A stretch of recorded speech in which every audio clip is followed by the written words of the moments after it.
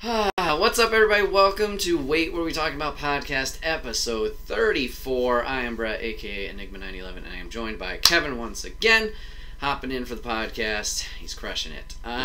We are back from Extra Life. We had an amazing event. Thank you guys all so much for donating and watching and supporting, spreading the word. It is much appreciated. We met our goal in about 5.5 hours-ish, and then we destroyed it and made double plus some. So thank you very much for all of that. I'm already looking forward to next year's, which is insane because it's a year from now.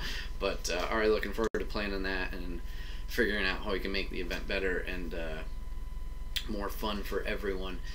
Let's see. You can watch the podcast live over on twitch.tv/Enigma911 every first and third Saturday of the month over here at 8 p.m. Eastern.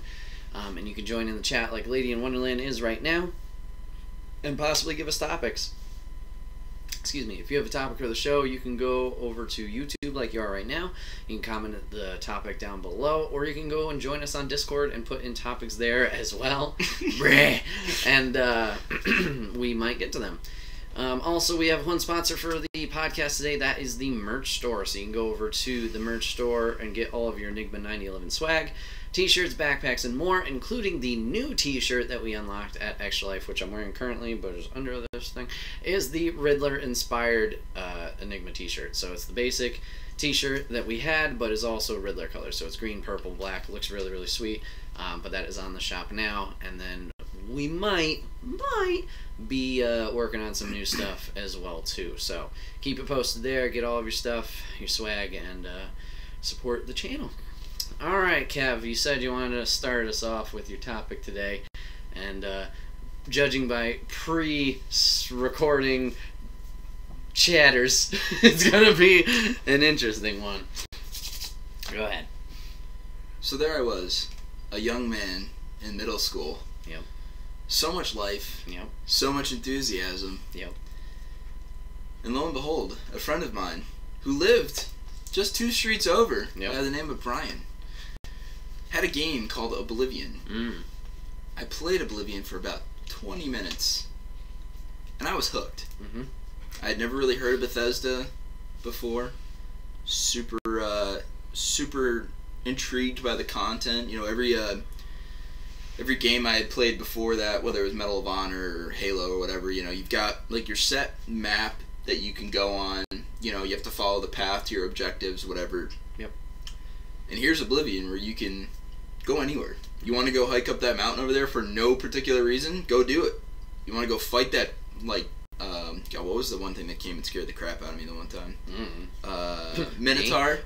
Minotaur, like, I was in a hotel room, like an inn room or whatever in the game, and Minotaur barges in, and I was like, whoa, bruh. But I kicked his ass because I'm awesome. Yeah. And, I was like, wow, cool.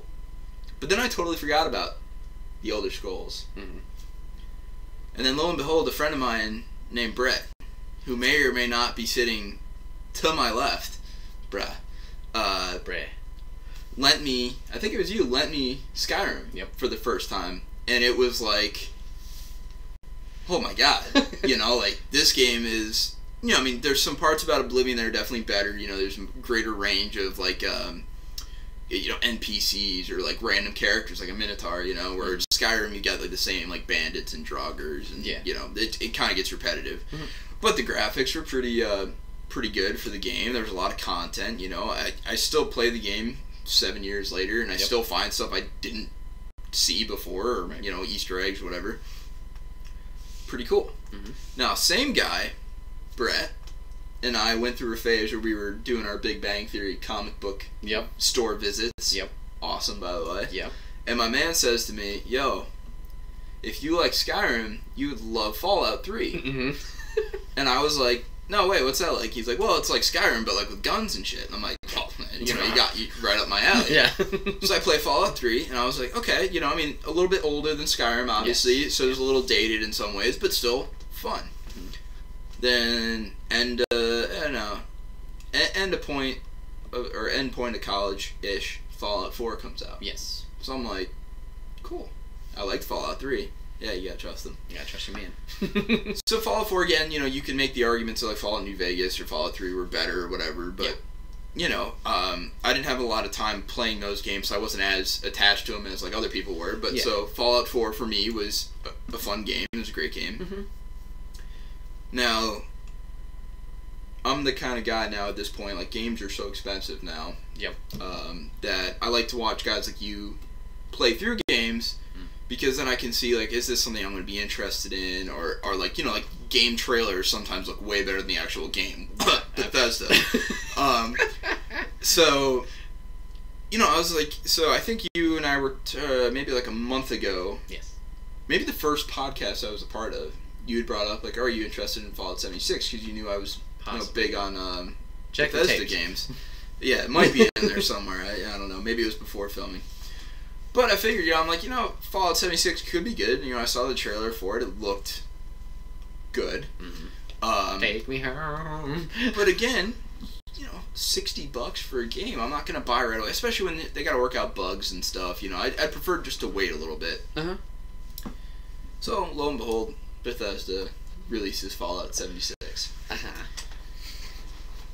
Now, again, so much bad crap happened in that game in, like, the first week of its release that I never even got to the point of wanting to buy it. Right? So, I got kind of like a rant here. Mm-hmm. Bethesda has provided me so many hours of entertainment. Like, whether you consider Wolfenstein or whatever to be, or Wolfenstein and, like, I think, like, Elder Scrolls Online is like, separate from the main studio a little bit. But, I've played those games, Wolfenstein 1, Wolfenstein 2, of the new remakes, not the original Wolfenstein. It's provided me with hours of entertainment, probably fucking months of entertainment from Skyrim alone, because I'm all about the Skyrim. Oh, yeah. The fact that, from what I've been seeing, it sounds like they took the actual engine from Skyrim and, like, Fallout 3 or whatever. They took that engine and put it in Fallout 76. Alright? Okay. So they're trying to make, like, a new game with an extremely, at this point, outdated engine. There are much better engines out there for gameplay, right? That's frustrating to me on so many levels. And again, I have no real skin in the game because I didn't buy the game. I'm not one of these people that went out and bought like a $200 collector edition and got absolutely boned and was told, oh, here's 500 atoms for you. Yeah. Which, first off, atoms, what happened to bottle caps? That's what I want to know. Right. But anyway, original point here. It's frustrating because everybody that watches this, I'm assuming, is a gamer. Yep. Right? And I feel like everybody's got, like, maybe not like a studio that they're preferential to, but, like, like for me, Bethesda became, in my very humble rookie opinion, one of the better game makers because they were able to get me to kind of, as weird as it sounds, like, at school, I went to a school that wasn't super enjoyable all the time. Being able to go back to my room and slip into Fallout 4 and just kind of escape it. Yeah, for like a couple hours was like, it's like a godsend in so many ways. And I think that's a lot of the reason why we play video games is because, one, they're entertaining, we enjoy them, it gives us a challenge, it lets us escape from our day-to-day life, whatever. Yep.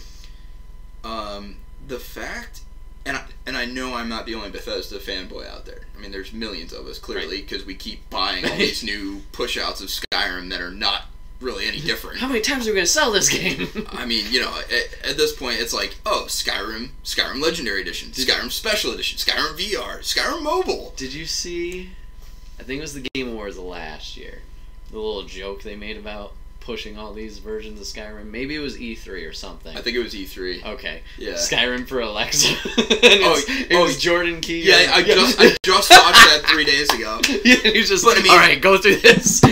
But, that's legitimately where they're at, which that's another point later in my topic here I want to talk about a little bit. All right. But so anyway, Bethesda has a built-in audience. People that have been playing since Morrowind or Arena or Daggerfall. Right. The earliest Fallout games, which I believe the first Fallout game, or maybe the first two, weren't actually made by Bethesda, but they came in like for 3 or whatever and took over. I just know they're very different games. I don't know the publication history or who. I think it was a different studio, and then Bethesda bought the rights to the franchise, right? Okay. But so you've got millions of people, because I want to say, did Skyrim sell like something like 50 million copies its first release?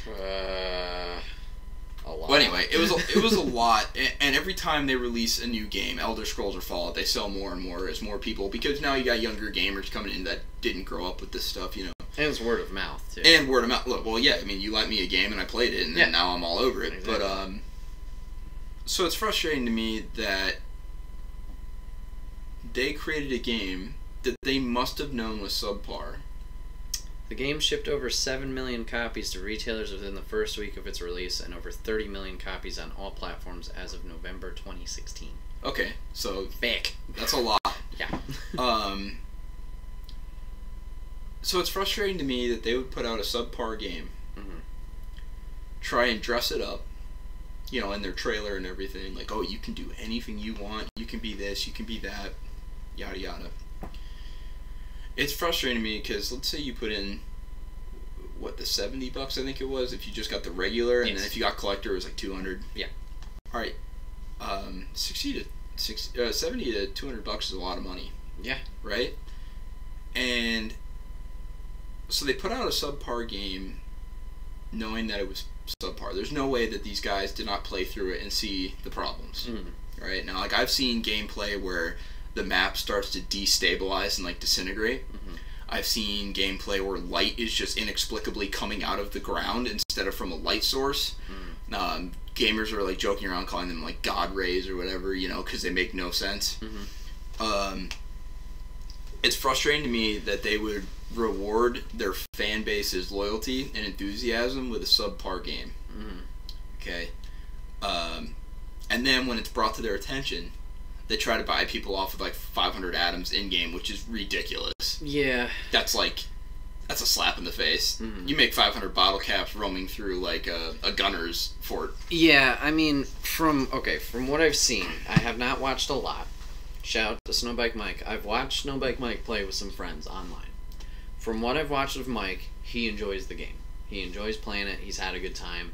I haven't seen too many issues. I did see one where like a character model was all warped and was literally just stuck in a T-pose in his like little fort that they were making. He's like, who the fuck is this guy? But other than that, I haven't seen much. But from what I can tell, like, resources are really stingy in this one. It's not like 3-4 where bottle caps, while still hard to find, were more accessible, I guess. I don't know the trade out value, whatever, comparison to atoms to bottle caps, but yeah, I don't know. Well, I saw a gameplay where like a guy's running up a hill and his character legitimately goes through the bottom of the map and starts like falling infinitely, and he's laughing the whole time because it's just so ridiculous. Right. But I mean, come on. You know, like the fact that there are this many legitimate problems on a game that you were looking to get $70 to $200 for, come on. And I mean, they always have problems in their games. Sure. Which has become a staple, but like, you don't want to let it just like, oh, people are expecting there to be problems, so. Well, it's alright. Okay, so like we're talking like so like Skyrim, you can go anywhere on the map. Yep. Right. Their map, I think Skyrim's map is something like, if you were to make it into real land size, is something like 45 kilometers squared. All right, that's pretty huge when you think about it. Granted, like I think Arena or Daggerfall, one of the first Elder Scrolls games, was something like 80 kilometers. Much older game, still ridiculous. But and then like Todd Howard, when he was pitching this, he like referenced that like 4 or 5 different studios combined to make this game. So you're telling me nobody noticed out of 4 or 5 studios that there were definite issues with the engine? And then number 2, this is why, like, I had heard when we were in like middle school, certain Sony game developers for the PlayStation had like on retainer gamers that had like maybe video game design courses under their belt or whatever that can look for these glitches before release. And some of these guys were at the time being paid a retainer of $200,000 a year just to be available to test the game. And I know that sounds kind of ridiculous, but at the same time, it's not. Because, all right, the studios are sinking a buttload of money and time and resources, whatever, into making these games. Then they're going to spend however much on advertising. Then they're hoping that you're going to come give them a certain amount of money to play this game. So you want to make sure that, as far as you can go, it's as much of a flawless gameplay as possible. Obviously, you're not going to have perfect gameplay, because that's why you get patches and all that all the time. Yeah, and especially with the scale of the world, like, exactly, there's no way you could possibly fix everything. But, you know, with constant support, yeah. If it was, we're not, I don't think, negating, like, saying problems are bad, because, like I said, it's the giant scale of the world. It's, I think, the amount of problems is the thing here. Like, they, well, because, like, you know, all right, so, like, if they build a cave and there's a specific quest that you have to do in that cave, I know they're going to spend a lot of time on something like that, because you're definitely to go in there. Whereas, like, some random, like, mountaintop that has absolutely no reference to the game, but you decide you want to go scale because you're a badass. Yeah. Maybe they didn't spend as much time. There might be, like, 2 trees that are, like, intersecting or whatever. Like, I get it. You know, like, you can't... You're going to focus on what seems to be the biggest areas requiring attention, right? Like, if you go into the city of Windhelm and NPCs are walking in and out of walls and stuff, that would be a big problem, and people are going to notice that. Where, like, a squirrel or like a fox running through a tree in the middle of the woods near Riften, nobody cares. Let's be honest. Yeah. So I get it. You know, maybe it's just a matter of, okay, we can't get every problem. We're just going to make sure the major ones are out of the way. When you have players falling through maps, big problem. Once in a while, it's fine, because that happens all the time in games. Like, you see it pop up here and there. But, like, if it's a consistent thing, whoa. Well, I mean, and so Skyrim definitely, and Fallout 4 definitely had little bugs. Yes. Right? But, you know, it's actually kind of like the thing, like, you, maybe this is just me, when I was playing the game, and alright, so, like, there's one, like, when you start the beginning of Skyrim, there's Ember Shard Mine. And inside Ember Shard Mine, there's, like, a smithing area that the bandits have. Okay. And there's, like, a book there that, like, if you read it, it upgrades your smithing skill by 1 point. Yeah. Okay? So I've had times where I've played through where I pick up that book to get the smithing skill, and it doesn't give me the smithing skill. And, like, I drop it and pick it up and try and read it again, whatever. It gets to a point, I think, honestly, sometimes it's Bethesda, so you kind of expect some small things like that, and it's almost kind of endearing. You know, like, and I've seen people make videos where, like, they point out small little errors like that, and nobody's mad. It's entertaining in a way, and you look at it, and it's oddly enough charming, or, like, whatever. Yeah. Anyway, I just think with somebody like Bethesda, I get it. They're making huge scale games, and, like, the time between Oblivion and Skyrim was like 5 or 6 years. Yeah. So a lot of time went into it. Yep. You know, they did a really good job, in my opinion, of making a video game. If you leave out the differences, maybe the better parts of Oblivion that weren't in Skyrim, whatever. I just think that if you're a video game developer, especially a video game developer of their scale, their magnitude, their prestige, you really got to do a better job of treating your I don't know, your fan base, I guess is the best way to put it, your clients, your customers, whatever. You gotta treat gamers with a certain level of respect, right? Like, these are people that are putting their money that they've worked for to buy a game of yours because they enjoy the games you've made, they've enjoyed the worlds that you've crafted for them. I think it's almost a slap in the face to your fan base to make a game that, from what I've seen, again, I haven't played it personally, but everything I've been reading and watching, there's a lot of serious critical errors in the game. Now, will they be able to fix it? I don't know. I mean, some of them maybe, you know, with patches or whatever. I just think, to me, as a huge Bethesda fanboy, huge slap in the face. Yeah. And the other thing that's really bothering me with Bethesda, and this, if you didn't realize, my topic is entirely feeling like I've been let down by Bethesda. I was looking up the other day to see, you know, they've put out a trailer of Elder Scrolls 6. Alright, like a teaser trailer. Yeah, it was just like, here's the sky! Right. Now, I've watched a lot of videos because I'm a huge Bethesda guy. Definitely a huge Elder Scrolls guy. Probably more than the Fallout series. Yep. I've seen a lot of people like making videos about like where do we think this is going to be, you know, and there's some consensus they think it's Hammerfell based on, you know, because Bethesda doesn't repeat themselves. Every game has been in a separate region. Mm-hmm. But then there's a monkey wrench thrown into that because Elder Scrolls Online takes you to some other regions of Tamriel that you haven't been to before. So now it's like, okay, wait, is it technically repeating if they make a canon game? You know? But anyway, so I was reading an article about it the other day, and Bethesda apparently came out and said, oh yeah, this isn't going to be ready for this generation of consoles. Yeah. And I'm sitting there going, you douchebags have had 7 years, right? Now, I get it. They were working on Fallout 4. Like, when Skyrim was being released, they were already, you know, in the process of working on Fallout 4. Mm-hmm. And as I understand, they dedicate their main studio to their big name stuff, right? So if they're working on Fallout 4, they're not working on an Elder Scrolls game at the same time. No, they alternate. You're right. So I get it. But I'm sitting here thinking 2020, holy shit. Because that's like the earliest date that they're talking about. Yeah.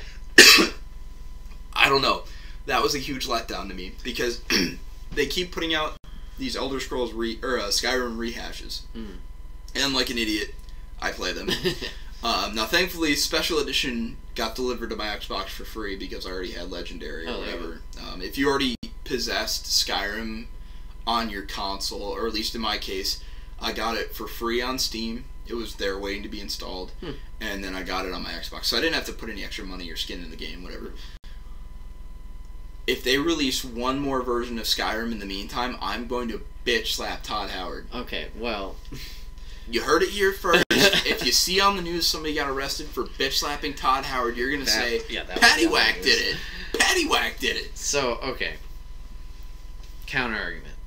Oh, boy. I'm going to be I don't want to bitch slap you. I know, but you have before, so it's no difference.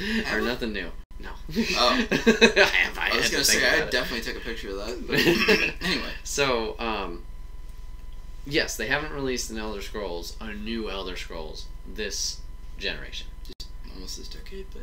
However, what was the point that you just made about Fallout 76? That they didn't spend enough time on it, right?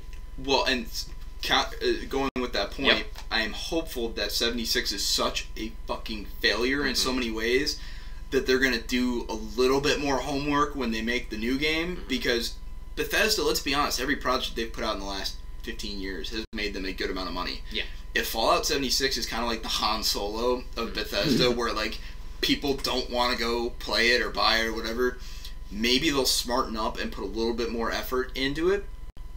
I don't know. Okay. But also, Skyrim was Xbox 360, PS3. Jeez. That's a whole 10 years of this console. They have not put out a main state game.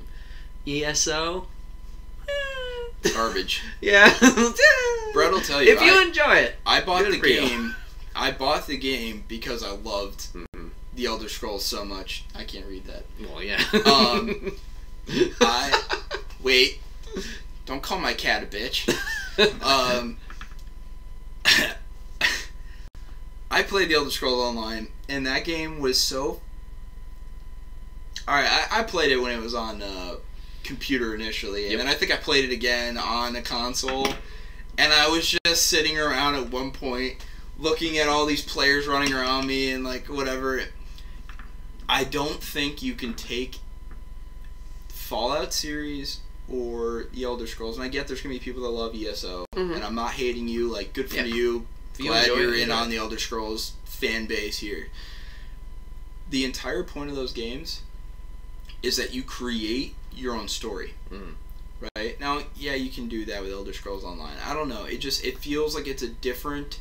It's not the same. It's like a different mindset to play an online game, like World of Warcraft or whatever, right? For sure. And that is a perfectly fine mindset to play with. If that's what you enjoy, fucking power to you. Yeah. You don't play Skyrim or Fallout 4 for that same mindset. Alright? So I don't know if you can... I don't know if you can take that game series and... I don't know if you can take that game series and put it into an online multiplayer. I don't know. I personally didn't personally didn't enjoy it. It's not why I play Elder Scrolls. Yeah. I don't know. Again, I'm really hopeful. I'm gonna probably buy the next Elder Scrolls game that comes out, unless something is super flawed with it right away. I was just a little disappointed because I kind of felt like this whole Fallout 76 and the, no pun intended, fallout from it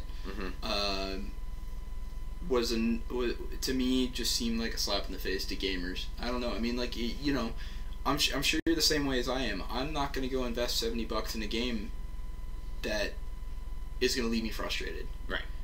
I don't know. It's a lot of money. It's a lot of money. No, I agree with that. I know Dad will be watching this later, so Dad, spoiler alert, this was going to be your Christmas present, but now I'm like, because, I mean, they say you can play it single player. I've heard that. But I don't think it's the same. Like, I don't think it's what he's looking for, like the Fallout 4, like the Fallout 3, like the Skyrim. That, like you said, it's not the same thing. It's like, going back to Warcraft, me talking about, or me enjoying Warcraft, but fucking hating World of Warcraft. Fuck it. So, I'm hype as shit for Warcraft 3 Remaster. That's finally a legit thing, and now I'm getting a good PC, so I can fucking buy it. But anyway. You're welcome. Oh yeah, and that, and I also got paid for the Fortnite tournament I was in finally. So, anyway. So, it's, like Kev said, if you like ESO and you're a fan of ESO, good for you. That's completely fine. There are games we like that you're not going to like. There's games you like that we're not going to like. Same here. Even in this fucking room, there's games I like he doesn't like, and vice versa. Was it like you lent me that Batman game? Yeah. And I can't say I didn't like it because I never played it. Now that was because I was playing... what the hell was I playing at the time? But it wasn't Skyrim. It was like the one time I broke away from Skyrim. Anyway, yeah. No, I am not about criticizing what people like in video games because it's like books or music or whatever. Like, everybody has their own taste. Right. I'm saying that for my taste and the reason why I play Elder Scrolls and Fallout, it's not going to be served or satisfied by the online multiplayer experience. Yeah. Some people might like that more than Skyrim. Yeah. Totally cool, absolutely. Whatever. It's all in the lore, whatever. The whole point of my topic was, I think gamers deserve a little bit more respect and consideration from the studios. Again, I know we're talking about a huge map. You can't avoid errors. I get all that. I get the considerations of it. I just think, if they've been working on this for a couple of years and they had multiple studios working on it, I do not understand why you couldn't make a slightly better product. Yeah. But that is the sum and substance. If you disagree with me, that's totally cool. Yeah. Again, the gamer world is like... The thing I love about the gamer world, super democratic. I mean, like, you think about it, like, when you're playing online, you get the, like, 10-year-old that's always, like, calling you a bitch or whatever on Call of Duty. And it's like, dude, how old are you? Why are you not in school right now? Right. You know? But, no, I mean, like, the gamer world encompasses literally every single personality, which is one of the things I love about it. If you love sports and that's it, gamer world's got something for you. Yeah. Some really, really great shit. If you're... I don't know, the classic nerd like me where you love Star Wars, you love Elder Scrolls, you love Lord of the Rings, we got all that for you too. So if you're somebody that wants to pretend you're in the military or whatever, you got Call of Duty. Yep. There you go. I don't know. I think the gamer community is pretty awesome. I just think we deserved a little bit better than this Fallout 76 effort, but that's basically my topic. Yeah, it's the quality that they... Tried to fool us on. From such the high bar that they normally put out to put out this. It's that. Well, and there's this guy, I don't know what his name is, he did an angry review of Fallout 76, and it was done, comedically. Yeah. Where he's not, he's frustrated and he's mad, but he's not, obnoxiously so. He's joking around, but, he's, playing segments of Todd Howard's speech, saying you're going to be able to do this and there's going to be this, and he's showing gameplay where it's exactly not that, and he goes, but Todd's never lied to us before, you know. It was funny to me. Mm-hmm. I don't know. I'm not gonna say I thought Todd Howard was like this like angel on earth or whatever, but I had higher expectations from Mr. Todd. Yeah. And like I said, Todd, if you're watching, I'll bitch slap you if you fuck up the next Elder Scrolls game. Word. One last point from me. ESO compared to Skyrim and whatever the fuck is next. Yeah. It's a different project and it's a different quality. I don't think ESO's quality graphically or scale-wise, well, maybe not scale-wise, graphically, whatever, is the same as Skyrim's per se. Yeah. Because you have all these players in it, you need to kind of tone those down. Oh, sure. So it's a different work process. So not to say Elder Scrolls is bad because they didn't put as much time in it or it was a different work process compared to this or whatever. No, it's just a different game. It's still the same lore and still the same information in that way, but it's a totally different product. It's like... Yeah, and I'm not knocking the lacking of certain graphics in Elder Scrolls Online because I get it, totally different application. Right. And another studio that is equally guilty of this, and I think you're probably going to know who I'm thinking of as I'm saying this, EA. Oh, God. Yeah. You look at, like, alright, do you remember when Battlefront 1 and Battlefront 2 came out for Star Wars? Yeah. Remember how much fun those games were? Yep. And then they come around and they release these new generation Battlefront games, and I'm sitting there, like, doing online play, and I'm shooting at a guy, I'm shooting at a guy, I'm shooting at a guy, and then he vanishes, like... and he's not there anymore, and then he's behind me, and like there were so many issues. You had to buy those stupid loot boxes and crap. Like, come on, man. Like, we love these franchises. We love the products you put out previously. EA keeps doing this like pay to play crap, which is so annoying. I don't know. You've already put in like $70, $60 for a game. Like, why do I have to pay more just to? You got kids that have never played or like just barely played, and then maybe they have more money than you, and they're kicking your ass because they have better equipment than you, and it's like, come on, like it's a game. It's not. Hey, let me just. Well, Modern Warfare 3. Yep. As you advanced along, better weapons came available to you. Yep. Well, sometimes better. Yeah. But it was because you earned them through your gameplay, encouraging you to play. I love that. The main reason you play video games is, well, not the main reason. One of the cool things of playing video games is progression rewards. Progression rewards, exactly. It gives you a sense of satisfaction, like, because people might dispute this, but if you put a lot of work into a game like, I don't know, you put in a lot of work like a game like, I'm going to say Skyrim because I'm super familiar with it, and you're like legitimately, like, your character's maxed out and everything, and he's super awesome at everything. It's like, dude, you put time in, you earn that character to be that way. You know, I don't know. EA, you're on my shit list too. You screwed up. EA's on a lot of people's shit lists. You screwed up the new Battlefront games. You screwed up the new Madden game. You totally pile drive the NCAA franchise into the ground. Well done. Apparently Mass Effect has its issues. Oh, Andromeda? Yeah. I got Mass Effect Andromeda because I had heard Mass Effect was a great franchise before all the bad reviews came out. And this is one of the few times I broke my rule about waiting to buy a game. Buy Andromeda, and within 10 minutes I'm like, this game sucks. Oh my god. Waste of $60. Yeah. Yeah, I mean, the progression thing has been in games for you fucked up EA. ages. Is like, you know, even racing games.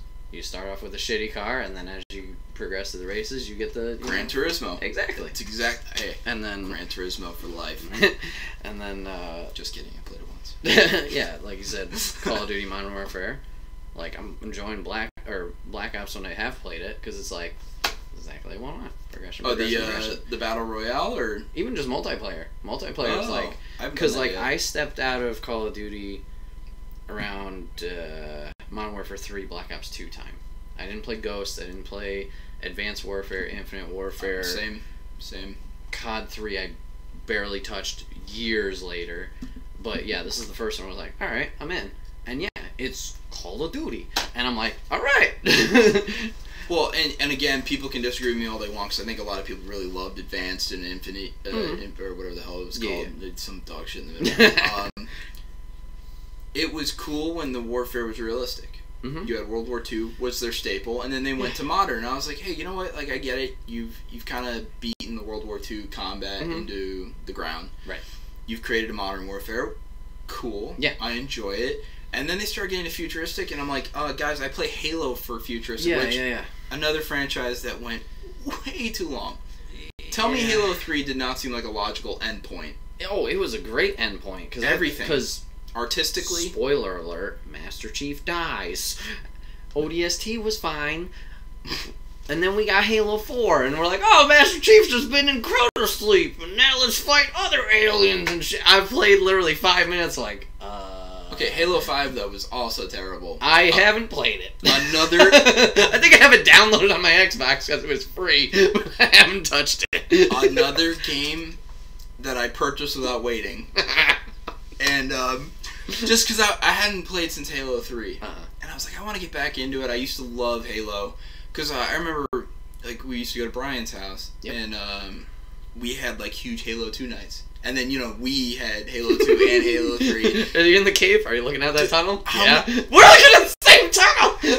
So many hours of, like, fantastic entertainment. And then the storyline was good. The music was haunting. The art was fantastic. Like, on my gaming computer, one of my backgrounds is, like, the Halo ring.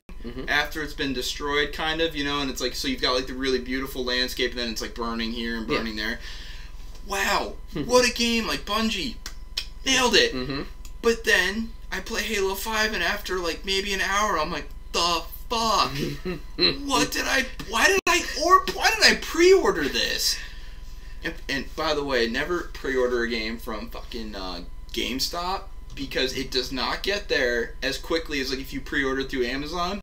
So my buddies pre-ordered through Amazon or something. They got it, like, 4 days before I did. And they're all sitting in their room like, oh, this is great. And I'm sitting there going, I've heard, okay, to go on that sidebar, I've heard mixed things on Amazon. Some people pre-order it, and it never even ships. No shit. Yeah. Oh, and then GameStop, personally, I've never had a problem. But then again, I'm the motherfucker there at midnight, being like, let's go! Give me the game! I need it now! See, so I can only speak from my experience where the guys that ordered on Amazon got it well before me, and I was super pissed. Yeah, I mean, I've seen that too, where people get it early. But, like, recently, just in the Facebook, the Kind of Funny Facebook group, like, I've seen some people who are like, motherfucker, it's like not even what? So returning back to where the other tangent we were taking. So let me guess, you're not excited for Halo 6 Life, whatever the fuck it's called? No, I won't buy another Halo game. Now, like, my Xbox came with the Master Chief Edition, where it has, like, all the games that have been released to that point. I've heard the collection's good. Well, okay, it was ass originally, and they fixed it recently. Well, no, so what I enjoyed was, I mean, my parents. Yep. They weren't super huge on video games. No. I had a Game Boy, and that was it for, like, the longest time. Like, Game Boy Advance, Game Boy SP. Yep. And finally, my mom relented when I was in elementary school, and she got me a PS2, which was cool. But then, like, I wasn't allowed to play, like, shooter games, whatever. And, like, my parents specifically told me for a while, you're not allowed to play Halo. And me being an obedient child, like, the first couple times I was at my buddy's house and they're playing Halo, I'm like, oh, I can't play, blah, blah, blah. And then after a while, I'm like, fuck it, I'm playing Halo 2, how are they going to know? And so I missed Halo 1. I think we were also Most people hated it or missed Halo 1. Well, I think we were also really, really young. And it was only PC. Yeah. So played through Halo 1 on there, so I got to experience that for the first time, which I feel very fortunate that I was able to experience it years later. Really enjoyed it. I'm gonna probably start playing Halo 2 here pretty quick because I want to play through 2 and 3 because I never played the storylines from 2 and 3. I only played like multiplayer with you guys. So I'm looking forward to that. But after that, they're good. I enjoyed 3's campaign quite a bit. 2's isn't bad. I never played 1, but yeah, 1 was fun. I highly recommend if you've ever got like, a time where you're not really sure what you want to play or whatever. If you've got it on your console, like the Master Chief Edition or whatever, one's a lot of fun. There's a lot of really good storyline, and then 2, if you can honestly tell me after you've played it that when the Flood first start coming out, that you don't freak out and you hear them tickling along the floor, because quick random sidebar story. When I was on a ship, we went to some really tropical locations like Sri Lanka and Singapore. Mm-hmm. Now, if there's anything that I know about tropical locations from having been to multiple now with work, there are all sorts of weird insects. Mm. So I had to go. You probably see these ships sometimes, maybe in San Fran when you were there. You get those ships with like the big boxes. You see them on the back of trucks going on the highway. Mm-hmm. So ships carry those to, whatever. You don't have thousands of these. But while they're waiting for you to come into port and take those boxes, they're just sitting there. So like at Singapore, when they're just sitting there, all these spiders and other things are living on them. So then when they get put on the ship, they come with them. Mm-hmm. So I'm down in this hold, like down near below the water line, working on like a switch or something. And there's no light down there other than my headlamp that I'm working with. No.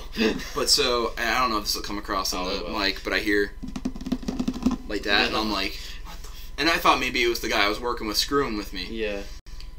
So I panned my light up, and this entire wall, right? Well, not the entire wall, but like a lot of the wall. Yeah. Were like these weird glittery spiders. Now, being a man, I saw these spiders and reacted in a very manly fashion by screaming and running like a little girl. One jumped off the wall and landed on my forehead and bit me. Oh. Now, I did not get Spider-Man powers, which, the fuck. Damn it. If you're going to get bit by some random tropical-ass spider, it better sure as shit give you some powers. And I am not going to say I didn't go to my room later and go, and nothing. Tobey Maguire. But so I had like something like the size of your mouse, basically. Like my forehead swelled up that bad. I had like an allergic reaction to whatever the spider was. No, I wish I was kidding, but I came down to work and I hadn't seen myself in the mirror, and people were like, "What the hell's wrong with you?" Like my head was like, "Ah." But so when I'm playing this flood game, this is after that event, right? So I'm hearing that like, and I'm like, spiders, fuck! And it was the flood, and then people that have been like eaten and like used by the floods. There's bodies with like flood in them and everything, and I'm just like, oh, I've been there. Oh, and then I'm shooting like the soldiers in the Covenant that are coming out that are repossessed or whatever. Yeah. And I'm shooting them. I'm like, I'm so sorry. I get it. But yeah, no. So tell me you're not terrified by that after you play through, and I'll punch you in the face. No, I remember first playing that, or watching my friend play it. Maybe must have been like 10 or something. But yeah, I was freaked out, especially by the ones that blow up, the big fat ones. Like, well, again, like like this same ship I was on, when I would come out of work at the end of the day, some of these spiders won't bite you, but they want to be somewhere warm and hot, so they go to your boots. So I got work boots that go up to here, and they're steel toed, they're electrical rated, whatever, so I don't die, hopefully. Yep. And so as I'm about to go to my room, one of the guys on the ship goes, "Hey, take your boots off out in the hallway and knock them into the wall." I said, "Why?" And he goes, "Just do it." So I'm like, alright. Take off my boot, which obviously smelled great from being down in the 120 degree room for 8 hours. So I knock it against the wall and spiders fall out. And again, very manly reaction. I picked them up, I put them outside, or I jumped around screaming and stomping on them and looking like a total tool. But anyway, yeah, that totally random sidebar. Don't know how we got to here. That's why it's called the Wait, What Are We Talking About podcast. Wait, what? But yeah, no, I was really super pleased when I saw that came with my console, because I got to experience a huge landmark game for this century. Yeah. So I'm looking forward to working through number 2 and number 3, and probably stop at 3, because I remember I was at Nick's house and he was playing that last mission of 3. I don't remember it well enough to spoil anything, so I'm not gonna try and go there. And that part. And I remember watching the last scene of that with Cortana and Master Chief, and I'm sitting there going like, I had the feels. Yep. I had the feels from a game. Yep. One of the things I love about video games, absolutely. And I was like, this is a great way to finish this franchise. And then ODST 4 we and like 5 money. came out. So fuck me, right? Mm. Fuck every gamer, apparently, who's not a tool. Well, I mean, they like money. Yeah. That's why they keep pushing out a Call of Duty every and year. And a new Skyrim every 2 and I mean, years. I mean, at least I'm gonna switch game. Fucking. What am I with? Series. Yeah, game series completely. But Assassin's Creed, Ubisoft. At least they fucking learned. Finally, they were pumping those motherfuckers out every year. And then they took a break and were like, we're going to do these every 2, maybe 3 years. And I guess they're getting better, because Odyssey, which just came out, apparently people like. Is that the Egyptian set one? No, that was the one before. That was. Oh, fuck, I'm already behind again. Origins. I'm already behind. I think it's Origins. But Odyssey is like Greek. And you could be a male character or a female character, and it runs through, I guess, the same exact story. Well, see, it's like I have not played Assassin's Creed since the Revolutionary War era one. 3. And at first, so I never played it long enough to learn what I was doing and be comfortable with it. So, like, my big thing was I was just running around and, like, stabbing British soldiers. Yeah. I'm an American. Okay? That's what we do. That's what we do. Watch out. By the way, I love England. So great. That's why he loves it. Just so great. Yeah, but I never played it. Never really played it after that. I had a buddy on the ship that was playing the Egyptian one, and that seemed cool. People liked it, but the Odyssey one that just came out, people are like, really? No, they had that pirate one. Was it Black Flag? That was 4. Yeah. Yeah, I heard a lot of bullshit about that. I heard there were cool things, like the ship combat was supposed to be cool. But I was it's still in the plastic over there. I haven't tried it yet. I just, after 3, I wasn't impressed enough with 3 where I invested myself in the franchise. Yeah, it was a weird series. Like, I played 1. I played it at Charlie's house. Because he was playing 2 at the same time I was playing 1. He's like, oh, I should check this out. I'm like, okay. 1 was fun for a while, and then it gets really repetitive. Like, every chapter, follow this guy, get information, kill this guy, go run up here, kill the main guy. Next chapter, get this, sneak up on this guy, do it over and over. Who would have thought an Assassin's Creed game would be about sneaking up on people and killing them? Those bastards! So then I get you, Brett. 2 came around, and it was a little bit more different stuff. Like, yeah, you still sneak around. Yeah, you still kill people. But it was, like, different. It wasn't, like, literally repeat the process for 9 chapters. So 2 was good. I loved Brotherhood. They, like, stuck with the Ezio character for a while. Italy or France? Italy. Okay. Yeah, I saw that. Pretty sure. That looked okay. France was Unity, which was the that was broken as hell one. Yeah, that looked stupid as shit. So yeah, Brotherhood was good. 2 was good. Brotherhood was good. I just got back around like a couple of years ago on stream playing Revelations. That was really good. 3, I like the setting. But that character was a little good. And then I never played 4, and I tried Unity because I was like, it was like hey, linking it back to Bethesda, you'll be able to do multiplayer and shit. And then that video, I was like, oh, that looks cool. And then I went online, and oh boy, it's. They're all getting the Bethesda curse now. Yep. So out of that, sometimes they gotta let it die. No, you really.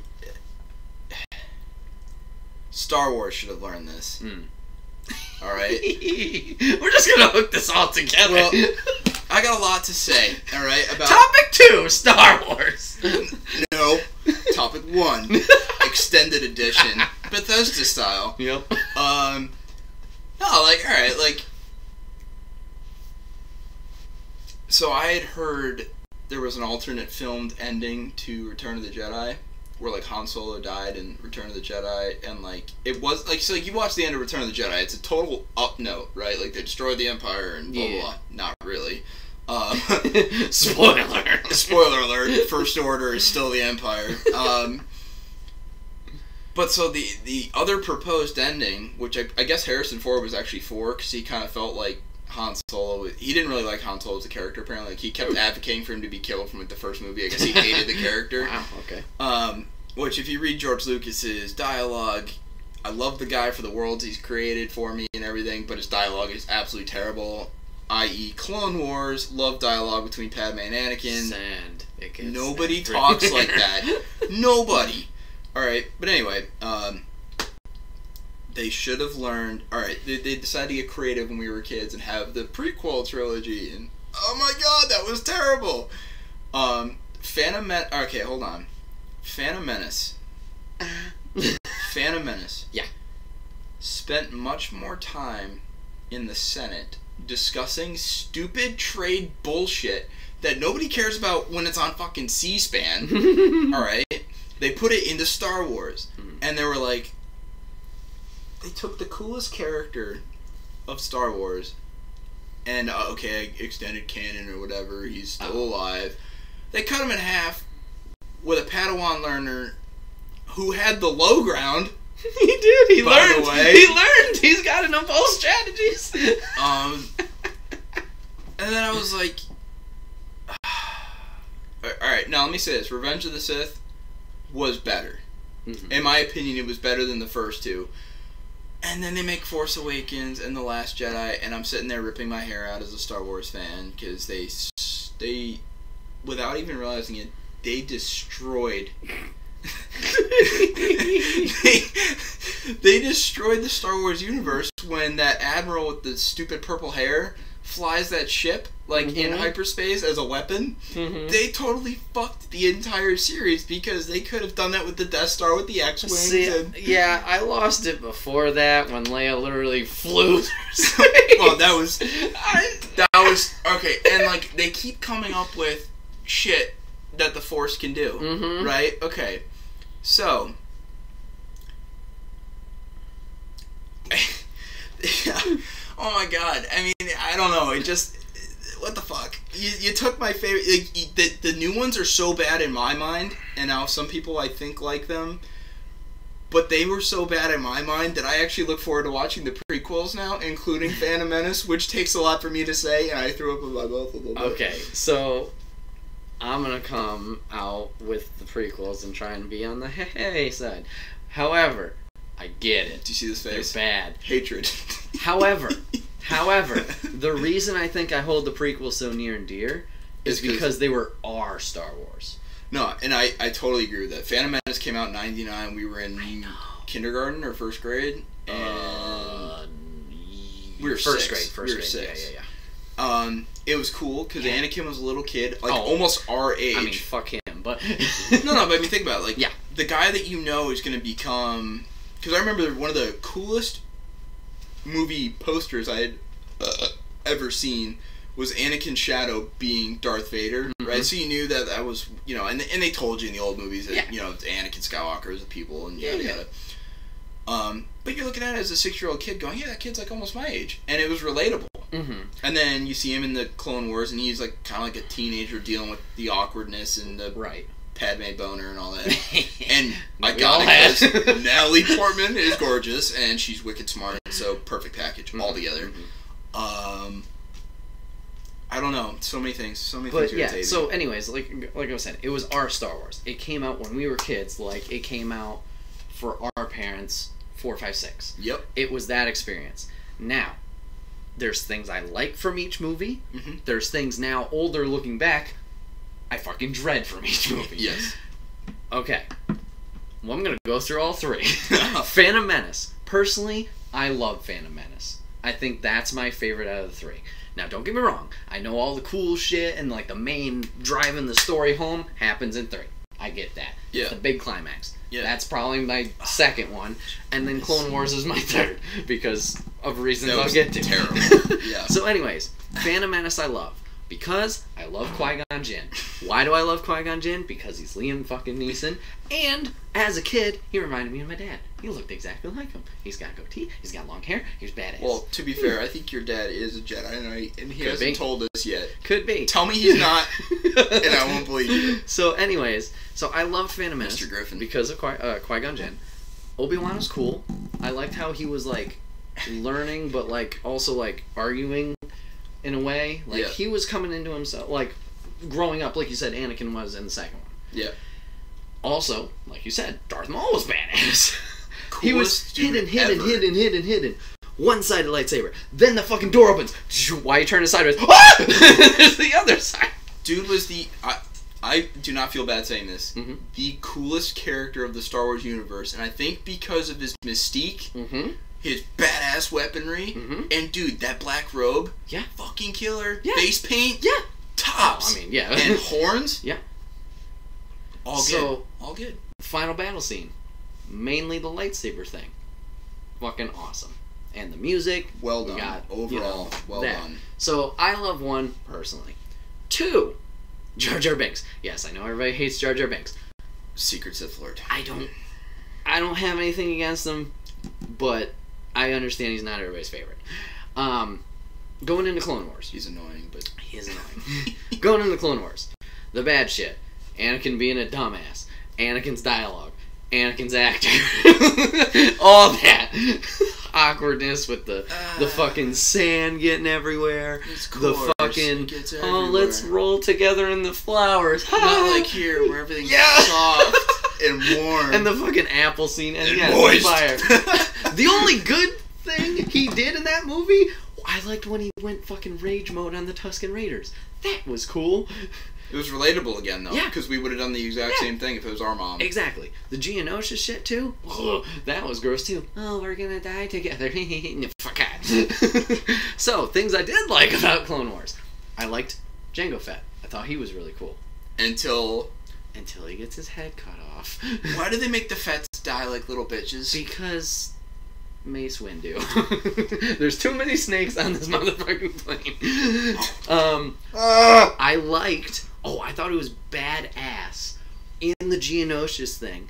After all the animal bullshit that was garbage, that mace came up, boom, went like that, and then just the whole arena. Ah, we're all here. Rest. Then they're just popping up everywhere. I was like, fuck, it's on! And then the battle in there where they're all charging in. I thought that was cool. Didn't really care for, hey, let's Yoda come in with your clone troopers after, but they were, At the landing pad, you must land. So that was Command center must establish. The end battle scene. As a kid, I thought it was cool Yoda flipping around. As an adult, CGI. Yeah, whatever. Going on to 3. Things I thought that were cool. I thought Order 66 was cool because it I'm glad you brought that up. Emotions. Yeah, like you said. And I hate the Jedi. Yeah. Wow, okay, hold on. No, I'm just kidding. So, that was the best one in, we're just gonna fucking hammer these punches in and make you care. So I like Order 66, while sad because I'm seeing all these people I know die. The music was great. Yeah. Everything about that scene was perfect. Mm-hmm. The betrayal that the Jedi experienced, like Ki-Adi-Mundi turning around. Let's go! And then, oh, fuck. I mean, it's just sad because they're like, the Jedi are almost like children. Mm-hmm. In that they're not allowed to experience emotion, or they don't really know how to handle emotion. Right. And they're so naive to the betrayal that's coming their way, and so not in tune with what's reality. Even though they should be the most aware, and they're not. Well, no, I mean it's sad because they look at these clones naively. Mm-hmm. I don't know. It's like a loss of innocence. Mm-hmm. I don't know. I thought it was perfect. Yeah. So I like that. I honestly like the big space battle in the beginning too. Super that badass opening scene where you're like, oh, here's the two, and then they go over the edge, and they're like, oh fuck.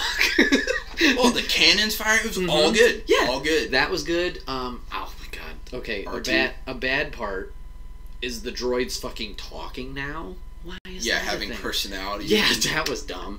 I liked a stupid little astromech droid. Yeah, that was dumb. The end battle scene was good. Once again, it was, drama fueled. Cool moment for 10 seconds, and then a shit moment for the rest. When Mace Windu and his 3 homies, Kit Fisto included, I loved Kit Fisto, go to fucking attack Emperor Palpatine. You're like, oh shit, we're gonna see a cool battle. No, let's murder these 2 motherfuckers 3 seconds in. Kit Fisto gets 1 swinging, then he's dead. Well, okay, so... Stupid. The only thing I'll say about that was, and it wasn't brought to my attention until years later, the dark side of the Force has abilities that the light side doesn't have, right? And one of them is, and I never noticed this other than I thought it was weird, is when Palpatine jumps over his desk, like that twirling motion, and he does that weird sound. Yeah. So apparently the dark side has a power that a few of the Sith Lords know called the Force Scream. Okay. And apparently, unless you're like super duper strong in the Force, you're almost disabled by it. So the other two guys weren't of the same level as Kit and Mace. That's why Mace and Kit weren't killed right in that first. Gotcha. Okay, but if you don't, but they don't set that up in the movie, so you just see two qualified Jedi Masters getting slaughtered like sheep, and it's like stupid. But if you know that background, it's a little bit more understandable. And I mean, also without that information, while that's good, I get they're making it known he's a fucking threat, not just mental game, but physical strength. I get that too. It was just like I was like, we're fucking just getting steamrolled. Like I'm like, good guys, let's go. But then we just get fucking bodied. So that No, see, look, I have always been. All right, so like I saw the old movies before I saw the new movies. Yes. Because my dad. So like you were saying that when those movies came out from our parents, my dad, which you would never guess this, is a huge Star Wars guy. And he went and saw A New Hope in theaters 7 times. Right. He paid to see that movie 7 times. And we don't get it today, but like that first scene of the Star Destroyer taking up the whole screen, back then, that was the first movie like that. Right. So my dad said he remembered sitting there being like in his chair like, oh my god, what is that? Like, you know?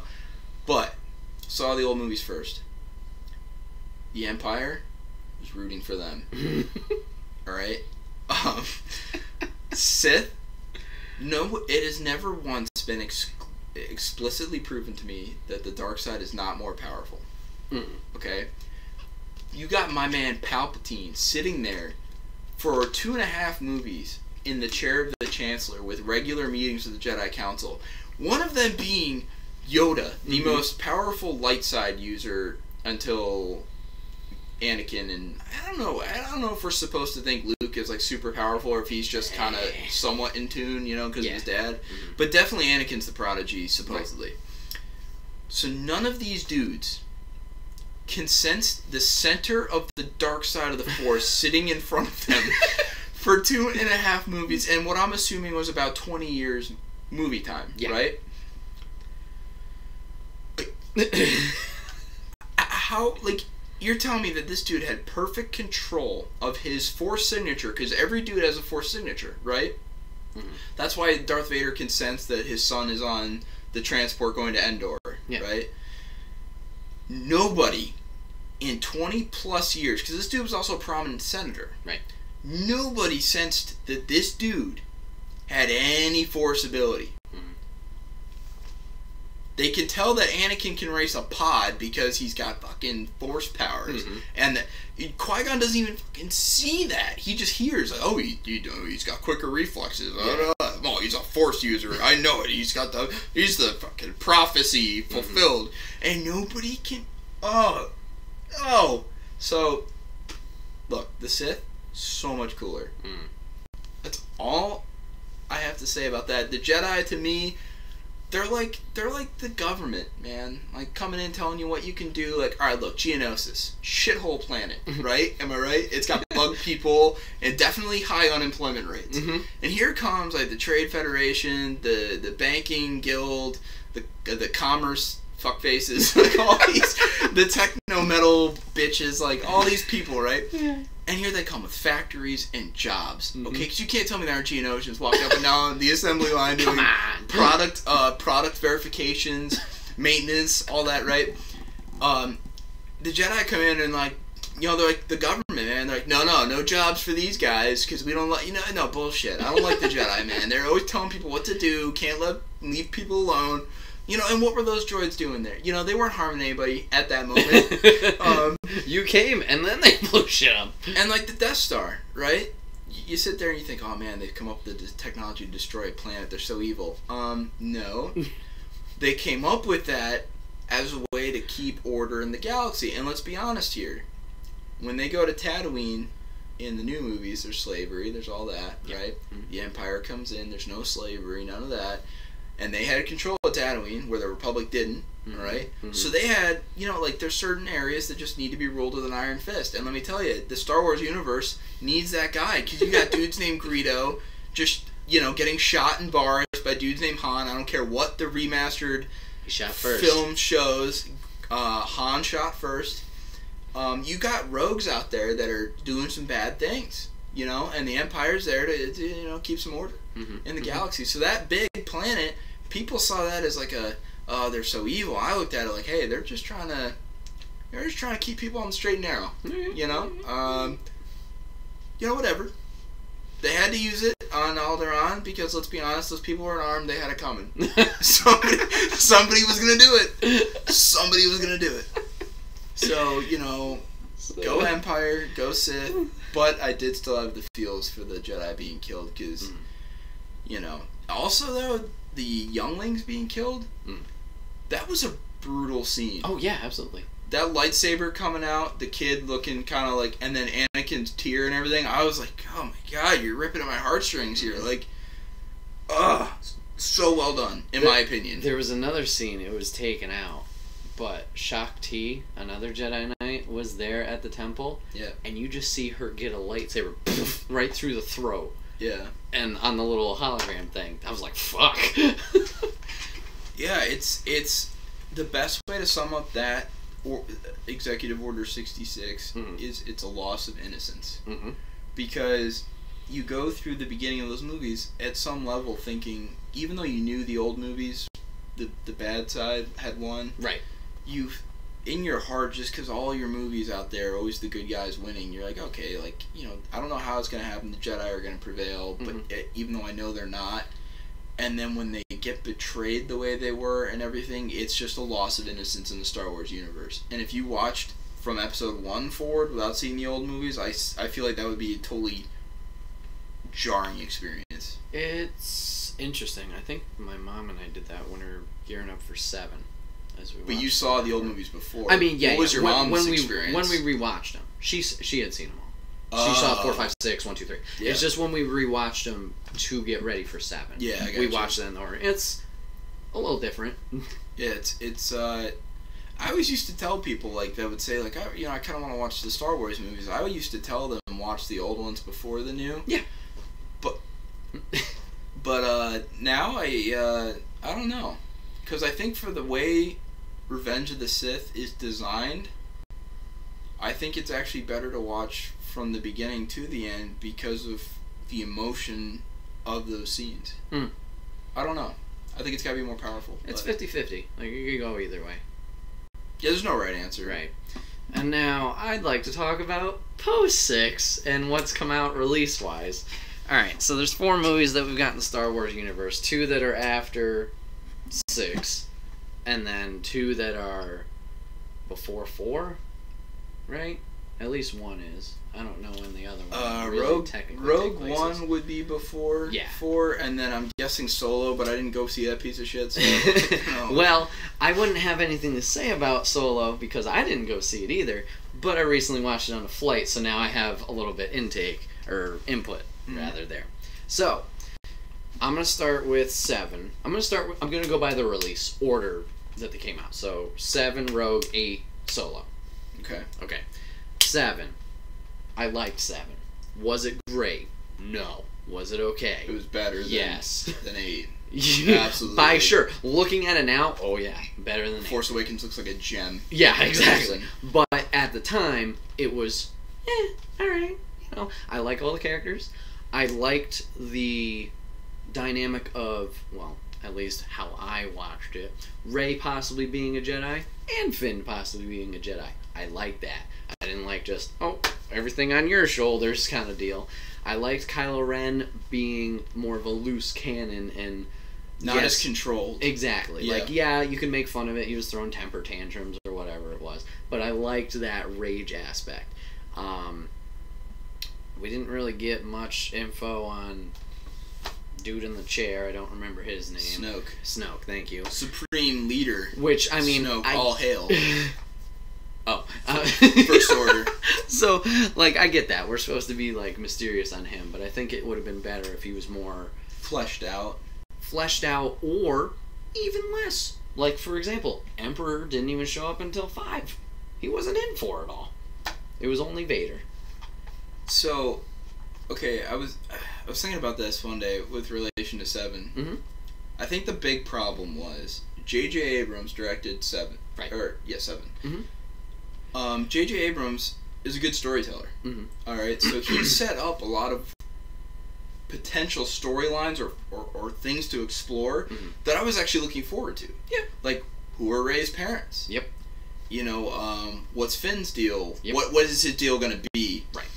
And then Rian Johnson comes in, takes all of this potentially good shit, and puts it in a dumpster and lights it on fire. And I'm sitting there going, all the things I was looking forward to, you just burned to the ground. Yep. And I mean, JJ was producing, so where was the disconnect? No, so, okay, what happened, because I read an article about this, mm-hmm. and I'm not saying it's totally true, but this right. is just what it said. Mm-hmm.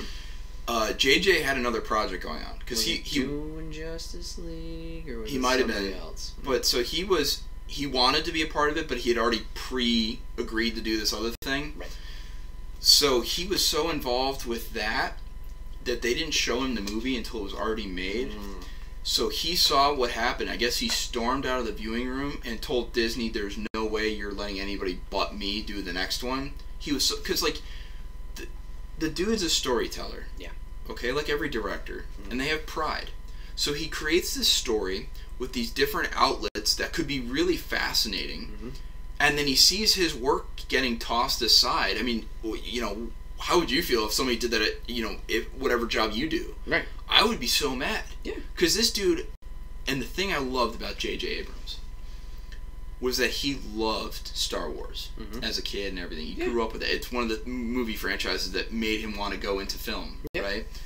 So here's a guy being given the dream job mm-hmm. of a Star Wars fan, other than being in the movie itself. Right.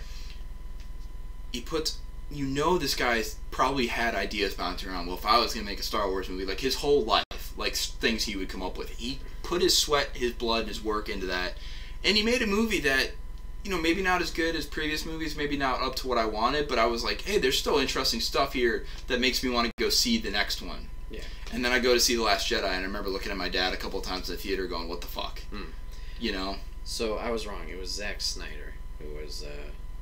I don't know what J.J. Abrams was up to. He was previously committed, though. That's why. Because he was supposed to do all 3 of the new movies. I also don't appreciate... Mission Impossible, maybe? You brought up a really good point, though.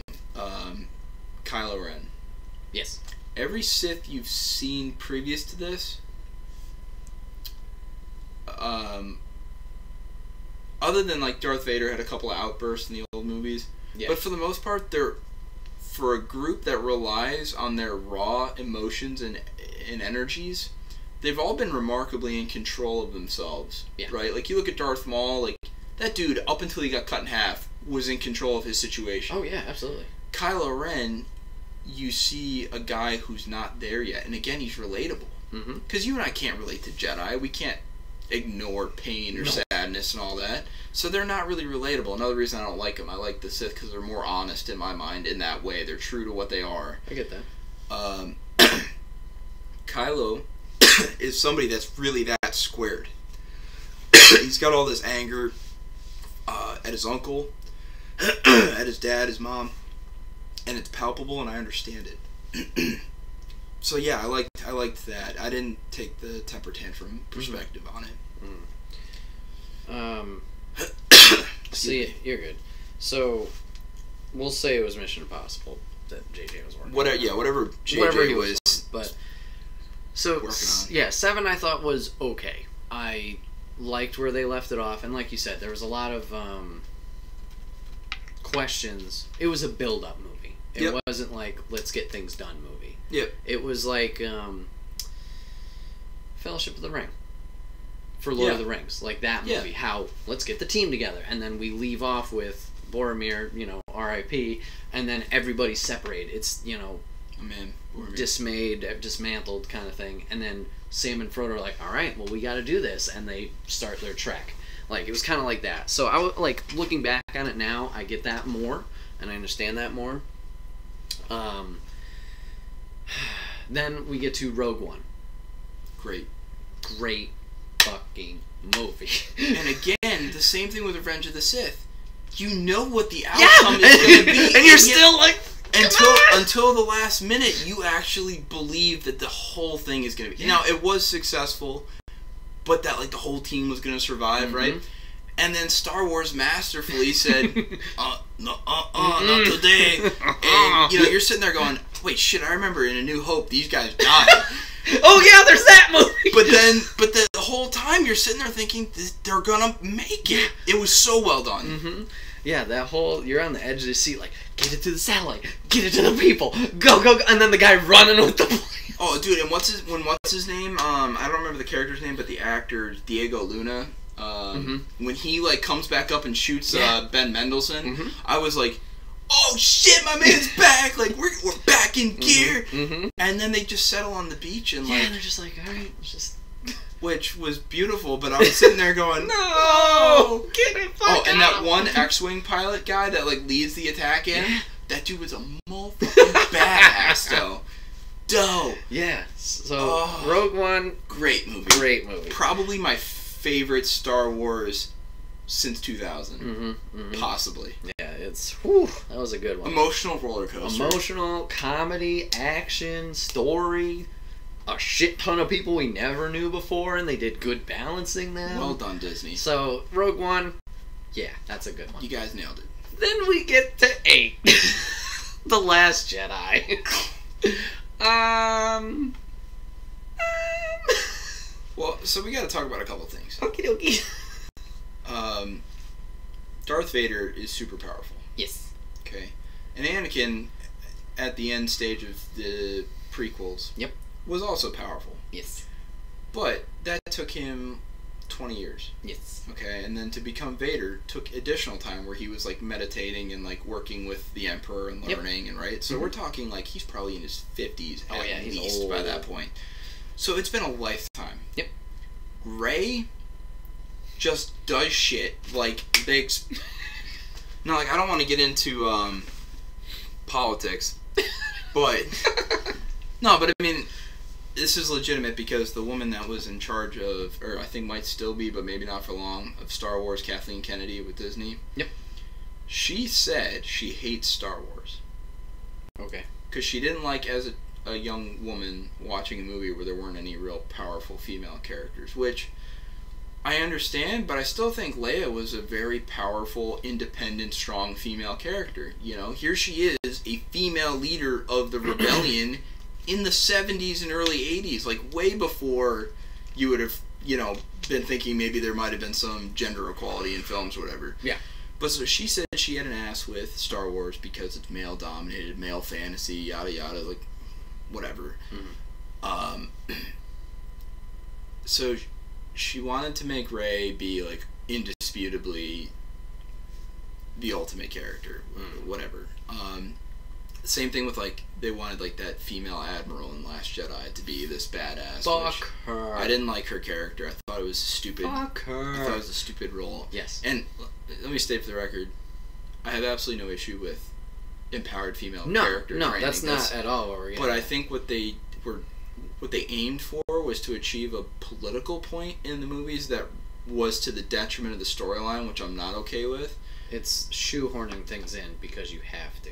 Yeah, exactly. If it's natural and it works, I'm all over that's it. fine. I'm all over it. I had nothing, like you said, we have nothing wrong with Rey. I was fine with her in 7. I was fine with her being the lead in 8. But yeah, to a point, it's like, you're pushing way too hard here. You're shoving it down my throat when you don't need to. Just let me eat it. By the way. Yeah. Briefly returning to Force Awakens. Okay. When the First Order troops are standing there and the speech is given. Yeah. Very Hitlerian. Oh, yeah. Right? Now, I sat there and said, this movie was played in Germany. How did these people, you know, perceive this movie, right? So I looked up the YouTube video of that scene, how it was played in German, you know, in German. Oh, yeah. Oh, my God, dude. It's like, all right, my German's okay. It's not great, but, like, the tone and everything, it legitimately came off like a 1935 Hitler speech, right? And like, I'm sitting there going, like, when all the troops like go like this or whatever, you know, I'm like, if you're in Germany, are you just sitting there going, oh boy, well, I don't know. That's just awkward. But anyway, because I know my dad and I looked at each other in the movie when that happened, and we were like, "Oh, what? This looks familiar." Also, I'm an engineer. I took physics. I know how things work. Okay. When they're firing off the beams of light from Starkiller and the light is like bending like it's like guided missiles, that pissed me off on so many levels. I'm like, dude, the Death Star, made sense. It was a laser beam shooting straight at an object. What the fuck is this shit? And how does it suck energy out of a star? Oh my god! Like, again, that's the engineer in me. As a Star Wars fan, thought it was wicked cool, but as an engineer, I'm sitting there going, fuck you, bullshit. So, back to 8. This is not going to go quick, guys. No, this is officially topic 2, if you didn't know. This is just Star Wars. We're nerds. We are. So Luke, during the movie, I was like, you're kind of being a little bitch.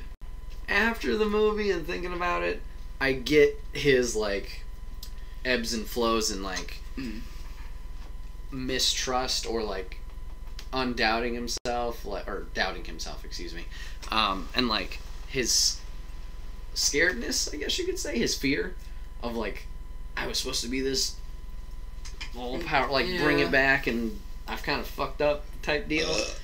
Wasn't the greatest thing. I thought Leia was fine until she fucking flew through space. Just let her die there. It was perfectly fine. Well, and now that, like, Carrie Fisher has passed They've on, already filmed her stuff. I mean, respect to Carrie Fisher. Yeah. She's always my princess first and foremost since I was a kid. Yeah, that would have been a very natural way to kind of write, because I get they're trying to transition to a new cast, and I get it, but it made sense for Kylo too. He's trying to end everybody. Like, he ended his dad, spoiler alert. He ended his mom, not spoiler alert, because she's still alive in the movie. Like, it made sense. That's like his final cut of the ties of what he was, and his true sink into evil, I guess you could say. Like, it made sense to me. And then, yeah, I'm sorry, I couldn't stop laughing my ass off seeing her flying. I was just like, no! Alright, so there's so many. It is like the slowest space race in history. Alright. We're going! Alright, guys, we can't get them, even though we are stocked on resources and they're not. So we're gonna slowly follow them. Yep. And then 2, you know, I don't know. If I'm the rebels, maybe if I know my ship is about to, like, lose, not oil, like energy or whatever, like, yeah. What the fuck? I mean, it doesn't even make sense because, alright, like, again, nuclear-powered ships today can basically go on for, like, ever. They have infinite energy. You're telling me in the Star Wars universe these ships actually run out of, like, juice? Fuck you. Like, no way. Oh. Fuck Ryan Johnson. And then hey, after Todd Howard, Ryan Johnson getting slapped. We're making a list. Oh, Kathleen Kennedy, too. Actually, I can't do that. That's, like, I don't know, offensive. I'll hire a girl to hit Kathleen Kennedy. Anyway, so yeah, the slow space race. They kept Poe, who was a good character, sitting there just frustrated. Who's Poe again? He's the X-Wing fighter.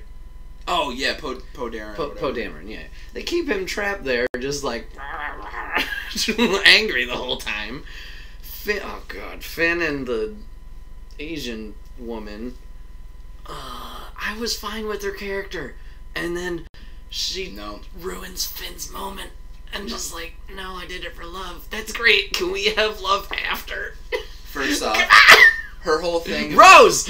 You win by living for something or whatever. Uh-huh. Okay. Tell that to the Admiral chick that flew her starship into the bigger starship. Exactly. I mean, alright, so like that scene of them racing across with like the red sand kicking up and all that was cool. That was cool. That was! Alright, the whole Luke thing though, I don't buy the Luke story. Okay. Because, alright, this dude knows his dad in the original movie is bad. True. Right? But yet, gotta be the biggest optimist ever because he keeps thinking, I can fix my dad. I know like there's good in him. The whole thing in 6. Like, everybody's like, fuck him. And he's like, no, I can save him. But so here he is. He sees his nephew may or may not be dealing with something bad. And instead of trying to fix him, which would have been much easier than what he had to do with his dad, he just... goes for the I'm gonna kill him up. Yeah. Like, fuck you. That is not Luke Skywalker. That's not the Luke Skywalker we knew and loved. For sure. Yeah, that was weird. I didn't like that part, but I liked his like old man like fucked up. I didn't do right and like angry at himself. Yes, that was weird. I was like fucking murder him. But one thing The Last Jedi did well, I thought, was when Luke is going to kind of pass on, spoiler alert, and he sees the 2 Tatooine sons in front of him like he did in A New Hope. Like, as he's sitting there meditating about the sons, I was like, man, that's cool. Like, that, before he looked at those sons thinking, God, there's a whole world that I'm never going to get to go see because I'm trapped on this, shithole planet. And now he's looking after a long life of, like, experiences that are so incredible, whatever. He's looking at them almost happily or like at peace. Yeah. And I just kind of love that. It felt like a circling. Yeah. I don't know. I thought that was like the one gem that Rian Johnson farted out. Okay, well, I'm going to add another one. Because while I like that scene, I like the throne room scene. I think that was really cool. The battle with the Knights of Rey, yeah. Even though IGN fucking spoiled it that Rey was gonna force grab Kylo's thing. Fuck you, IGN. But I thought that was cool. I thought that was okay. Yeah, Snoke died like a bitch. I wasn't happy about that, but I was happy with like them fucking teaming up, not giving a shit who's got what lightsaber, and then they would look like the combat was cool, and I like that. And then I got pissed at Kylo for doing his own thing. I'm like, what the fuck? You just weren't... Come on! Yeah, I mean, what was the point in having a... what was the point in having a relatable character if you were... I don't know. I liked it for the action. Alright, and then let's talk about the casino and the... Oh, no. That was a giant waste of time. And the animals being released that just get captured again. And that stupid fucking slave kid that seems to have some sort of force power. I totally agree with all that. Totally agree with all that. Why did we even go here? Well, and like, look, I am okay with the idea of branching out from the Skywalker family. Yeah. I'm okay with that because... let's be honest. Having an entire universe that everything is decided by this one family, after a while that's just going to get old. Yep. I get the artistic desire to move away from the Skywalkers. I get it. But now it's just like, oh my God, how many fucking characters I have to remember? I mean, like, there was always your core characters that were cool and you wanted them to succeed, and now we're left with these shit. It's like... So yeah, I agree. The casino was a waste of time. There was no reason to go get the collector and be like, oh, he's a bad guy. Who cares? Benicio del Toro, you fucked us. It was dumb. It was stupid. What a great man. Moving on to Solo. I didn't see that, so you're on your own here. Yeah, I know. Hey. So, I had no particular interest in seeing Solo. I was fine with them doing it. I was fine with it coming out. That was fine. I just personally wasn't like, yeah, I'm going to go see that. Had no interest. Did I want to see it eventually? Yes.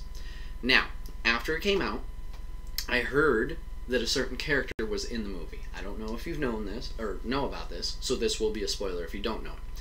I heard a certain character was in the movie. I was like, that's really cool. I wonder how they fix that. I'm going to get to it. So there's a tie-in. There's a tie-in to earlier movies with this character. Okay. So, I watched this movie, or had the opportunity to watch this movie, on a plane back. I was flying back from California, from TwitchCon. I decided to watch it. The movie, all in all, okay. Wasn't anything good, or great. Wasn't anything bad. That was fine. It was a fine movie. It had interesting characters.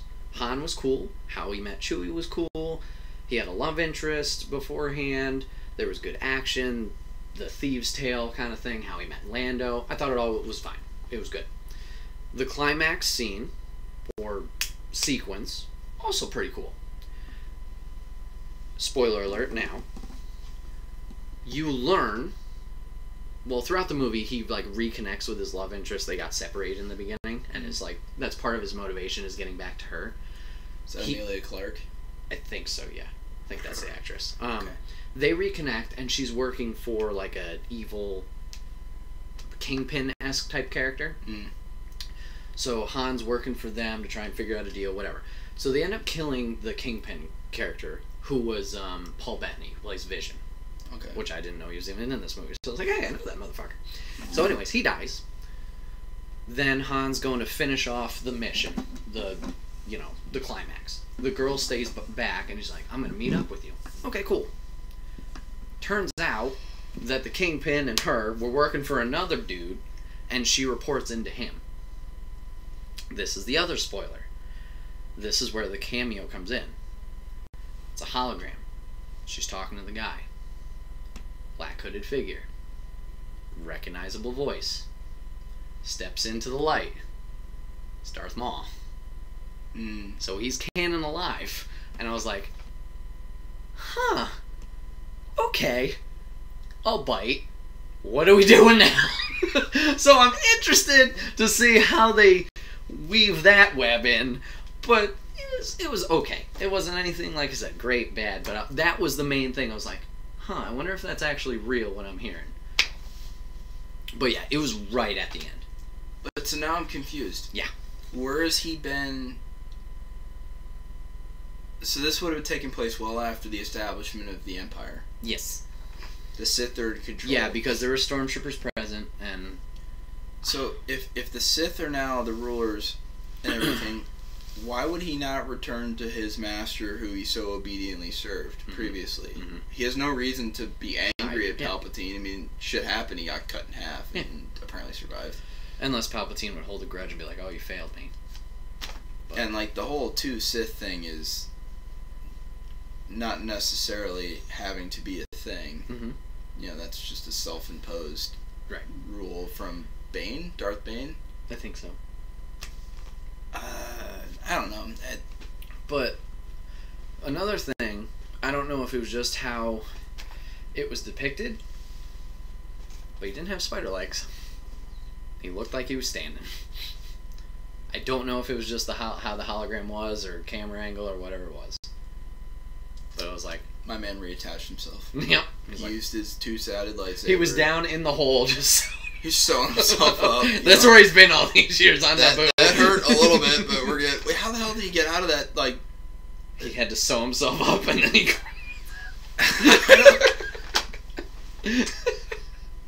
Man, he force jumped. Whee! That presents so many more questions I know. than those answers. I know. That's what I'm like, alright, where do we go?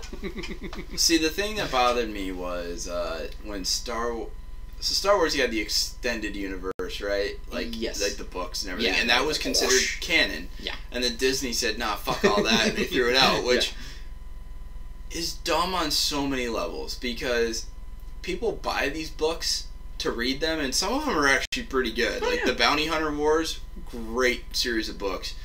Yep, you're right on we've time. We've only been talking about Star Wars for an hour now. Yep. It's gonna be a good podcast. I don't see... there were some really great movie scripts that could have come from some of these books. Mm-hmm. Not Darksaber, because nobody gives a shit if the Hutts have a Death Star of their own. I mean, that was just stupid. But I don't know. I think I said to you a long time ago, because I know that this is a Disney-friendly household. I said to you with a legitimate amount of trepidation, Brett, I'm convinced Disney's gonna fuck up Star Wars. And I don't remember what your reaction was at the time, but I'm not gonna lie, I think I was right. Yeah. I think I was right. Like, alright, you've taken a movie that has a built-in fan base. People that swallowed the shit that was the prequels, right? Like, people that returned after the Clone Wars, you know? And, you actually made a movie that lost money. How? You only get so many strikes. Wow. Yeah. You know, now I feel like I have to go see 9 because J.J. Abrams is going to be directing, and I wonder if he's going to still finish his parts of the story. Because, like, it is conceivable after you watch Force Awakens that they could go back to Rey's parents. Oh, yeah. Maybe it was just like a trick of Kylo's, you know? See, there's still some things that aren't totally not salvageable. Snoke. Yeah, I don't think he's gone. I think really? we're gonna... I don't know. I just... For the amount of hype that was built up for him after the first movie... For sure. I kind of find it hard to believe that he's just gone, especially now that we know that Darth Maul is not gone. True. You're welcome. You know, because there was a really long stream online, which I don't know if you indulged in at all, of people's fan theories about who Snoke was. No, I mean... And one of the better ones I saw was it was Mace Windu. Yeah, I did. And it actually made a lot of sense, because Mace Windu practiced a form of lightsaber combat called Vapid, or Vapod or something. Yeah, no. And it basically briefly allows you to delve into the dark side. Yep. And use it to strengthen you, even though you stay good. Yep. But the fear always was in the... actually, there was a book for Revenge of the Sith that was really good, really detailed, and I read it, and they discussed the different lightsaber combats, like, you know, Anakin used, Obi-Wan used, Yoda used, and Mace Windu. But one of the things they said was Mace Windu was like one of the only people that was considered a master of it. But even with him, they were concerned that if he stayed in Vapad too long, that he could become Darth. Yeah. You know, dark or whatever. You see at the end of his confrontation with Palpatine that he's basically kind of gone over. Oh, he's willing to kill a guy who's now unarmed and everything, right? Like, so it made sense to me that a dude that's got all this force power and everything, and apparently now at least somewhat on the dark side, even if only for that moment, he gets blown out the window, you don't see him die. You know, like, stupider shit has happened in the Star Wars universe where people live, right? True. Like, I was like, when I was reading that, I was like, okay, cool. Like, if that was actually the case, I get it. It's logical. You know, whatever. Yeah, they just kind of brought Snoke in, like, stuck him like a pincushion. As soon as he walked in, he walked out. I mean, I was definitely thinking there'd be more. Yeah. Yep. Oh my god. Anyway, do you want to see what the, we've been talking about Star Wars so long, you want to see what the group wants for topic 3? Yeah, sure. Alright, chat, this is your time to shine. Because we're going to keep going on We Star need Wars. a topic 3. I mean, technically I have a topic, but it's all good. I'll save it for next time.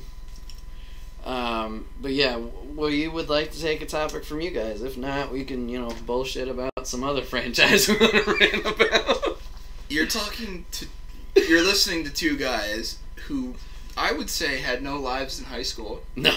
No life in middle school. No. This is all we obsessed about were things like Star Wars, which apparently is evident because we just talked about it almost for a full hour. And the best part is we really only talked about flaws or good things. We didn't get into, like, the depth of knowledge. I swear to God, if you put me and Brett together and all of our Star Wars knowledge, I'll bet you we could almost recreate the Star Wars universe. Other than midi-chlorians, because fuck that shit. Aww. We do not endorse but we midi-chlorians. live with them in harmony, like fucking... You knew that was a stinker because it never got brought up again. And George Lucas is not easily deterred, so even he was like, this is a piece of shit.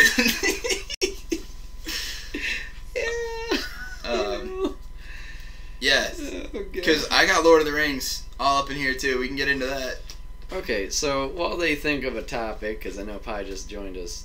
Have you watched the extended, like, unrated Lord of the Rings with, like, all the extra scenes? Hi, Shonen. But the midichlorians impregnated a woman and became Anakin. Okay, so actually I saw something neat about that. And again, it's a theory, but it makes sense.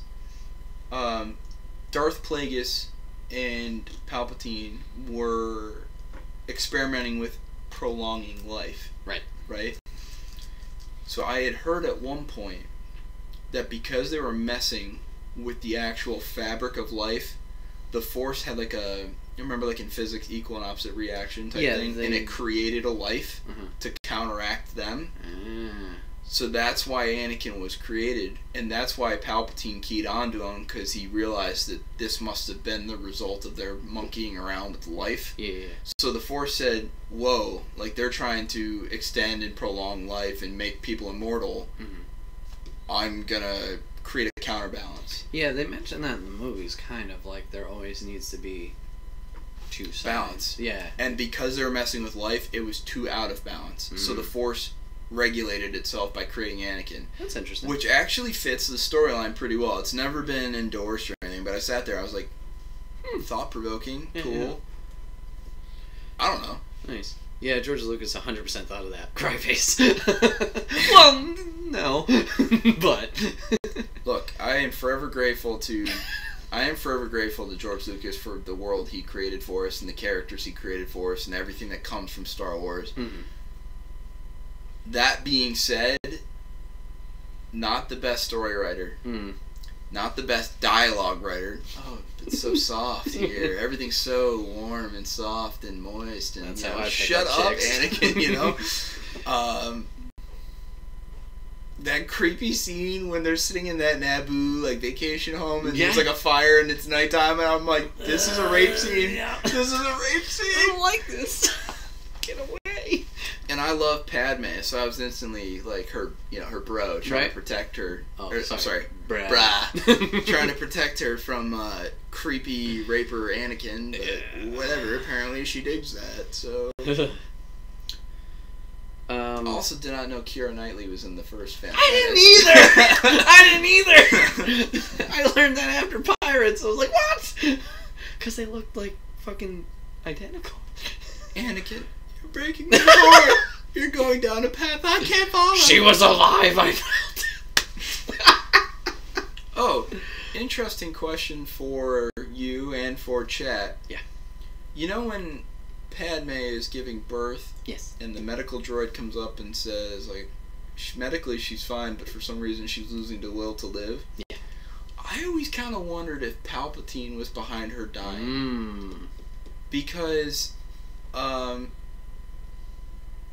I don't know, it didn't, because it's not like she lost hope, because she said to Obi-Wan, there's still good in him, I know it. Yeah. So I understand people saying, like, oh, he broke her heart, and, you know, that's why but then the fact that she still believed that he had good in him, like, I don't know, like, it doesn't seem logical that she lost hope and died because of that. I still kind of feel like she was being, and, like, Palpatine was clearly happy as he's telling. Yeah, he's, like, poking the bear. Oh. Like, yeah, you killed her. It seems that in your anger, you killed her. Yeah. Yeah, like, he had a little smirk on his face. But then again, that could also be because he knows that's going to be what pushes Vader to the point. No! Yeah. Oh, another great thing of Rogue One. Yeah. The end scene? No. Him, well, yeah, but, him going back to Mustafar is, like, his meditation. Like, here he is going back to the place where he tried to kill his best friend. He, at that time, knew he had killed his wife and probably thought he killed his unborn child. So here he is, this guy who is so disconnected from other life, you know, being in that organism, you know, that machinery. Yeah. And here he is going back to the point where he put himself in that place. And that's the place he's going to reflect. Like, that is so deep on so many levels. I was sitting there, like, looking at that going, holy shit, like, that's deep. Yeah. Good job, Rogue One. God damn, that movie was good. Another thing about that is I like how it like goes right into where 4 would start. I like that too. Also, great job with the CGI rendering of Padme and Moff Tarkin. You mean Leia? What did I say? Oh, Padme. Yeah, I didn't know that was CGI. I was like, what? For Moff. Well, and dude, they broke up various movies of his, like lines, and they put the words together to create his lines for that. Sneaky. Which is, it sounds natural though. Yeah. Yeah, I had no idea. I was Rogue One, man. What? Rogue One really made me think, okay, Disney's not going to fuck this up before they made The Last Jedi. Alright. So Pie's got a topic. If you had one day to meet with anyone in history, could it be current or past, you could do anything with them, who would you meet and what would you do during that day? I'll let you go first on that one. Shit.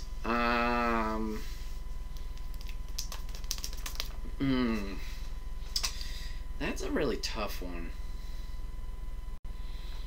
Do we have to stick with one? Because I'm sure, like, I'm gonna like have new ideas as we're talking. Because I have one right now in my mind, but I don't know if it's like the best answer. I don't know if Pie's okay with this or not, but I say we kind of let this run. Like, if you think of something, bring it up. I mean, let it rock. Because we just spent an hour on Star Wars. Make like 3 hours. Let's let this run. See where. Okay. All right. Nostradamus. Give me those lottery numbers. Nice, Shonen. Never trust a Frenchman. Never trust a Frenchman. All right. So for my at least first answer is current. I'm a big WWE fan. I would like to hang out with, I think, Jeff Hardy for a day. I want to kind of not. I want to talk. Okay, he's had a very up and down life. He's had early successes. He started wrestling when he was like 16 for WWE, and then, you know, he had a pretty good career. He had a lot of drug problems and had to leave and got in trouble. Then he tried resurging, but then also fell down even farther. Yeah. And then now he's back on the up and up. He's cut out a good majority of stuff, and he seems like he's happy and a family man and has 2 daughters and things like that. Like, I've always been a fan of him and his work.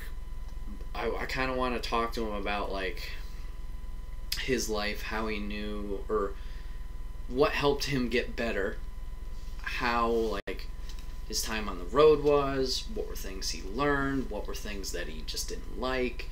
And he's also really artistic in numerous ways. Like, he does a lot of painting and sculpting, but he also is musically talented, and just kind of like see inside of his head a little bit, like how he thinks and stuff of that nature.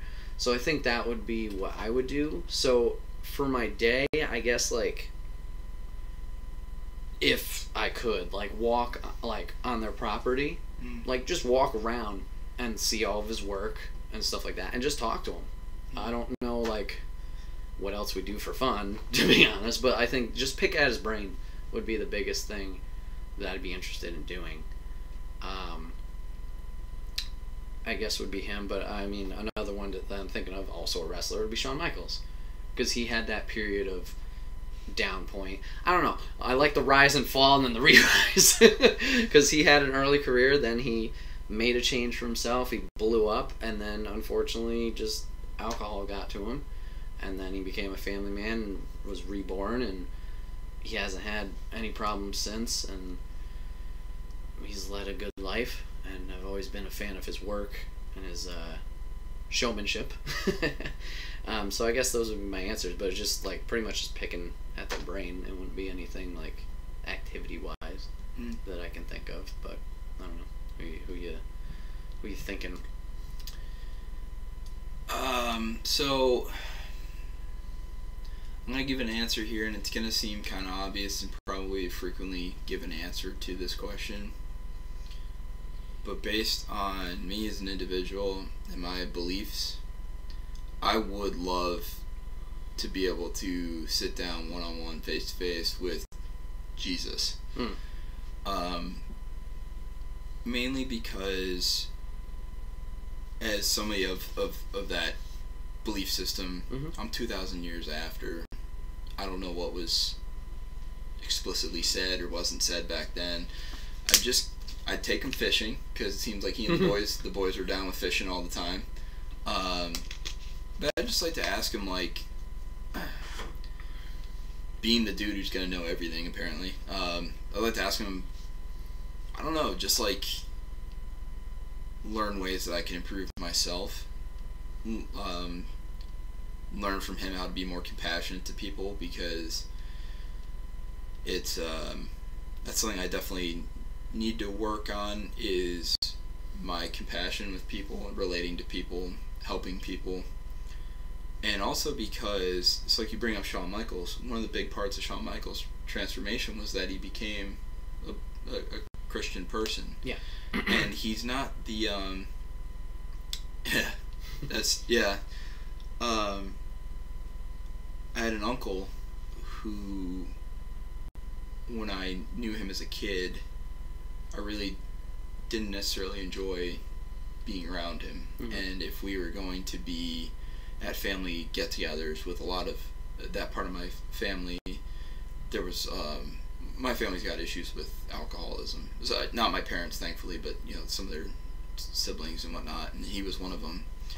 And it was just very unpleasant to be around that part of the family. And then, like, a couple years ago, he had a similar type of, you know, come to Jesus moment, as they would call it.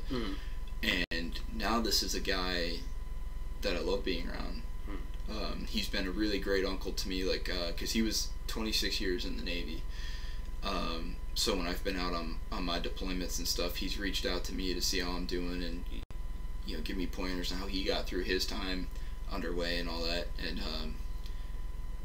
I just saw a great movie the other day with it's got a lot of actors in it, but it was about a guy, it's a true story, whose father was not an alcoholic or anything, but very angry, like life was disappointing to him, that he hadn't achieved what he thought he was going to achieve, and which is very relatable.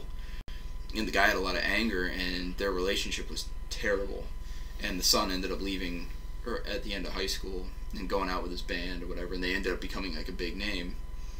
But his dad ended up having a similar moment where he found Jesus and transformed and became somebody that, like, unfortunately, like, not to give too much away, I haven't said the name of the movie though, so that helps. He finally is able to reconcile with his dad, and the hard part was his dad developed cancer in the time that they were estranged. So by the time he comes back and reconciles with his dad, he's only got like limited time left with his dad or whatever. And I'm not gonna lie, I'm not like a super emotional person, but there was a scene in the movie where he was writing in his diary, like, how come now that my dad's the friend and dad I always wanted him to be, I don't have him for long, and how is that fair? You know, and I broke down, because that's just like, I don't know, father-son moments in movies get me. But because I think you're the same way. Like, I view my dad as one of my best friends, and I think that's awesome. Not everybody has that, unfortunately, but so I don't know. I'd like to sit down and just kind of talk with him and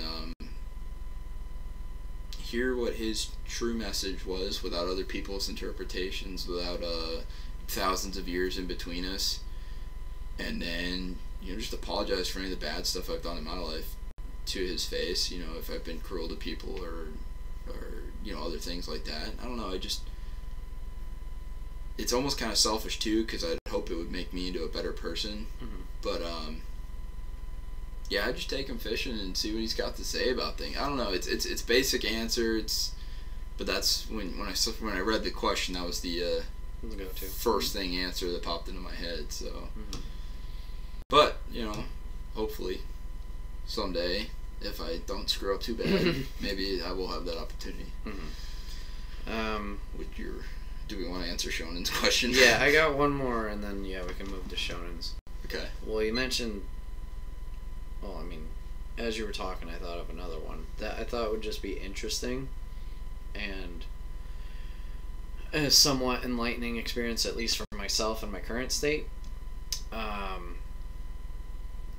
Once again, activity is just literally sit down and talk. But I'd want to go back and talk to my parents at 25 and yeah. see what was going on with them. Like, what was, obviously, how was their life? What were their thoughts? What were their dreams? What was their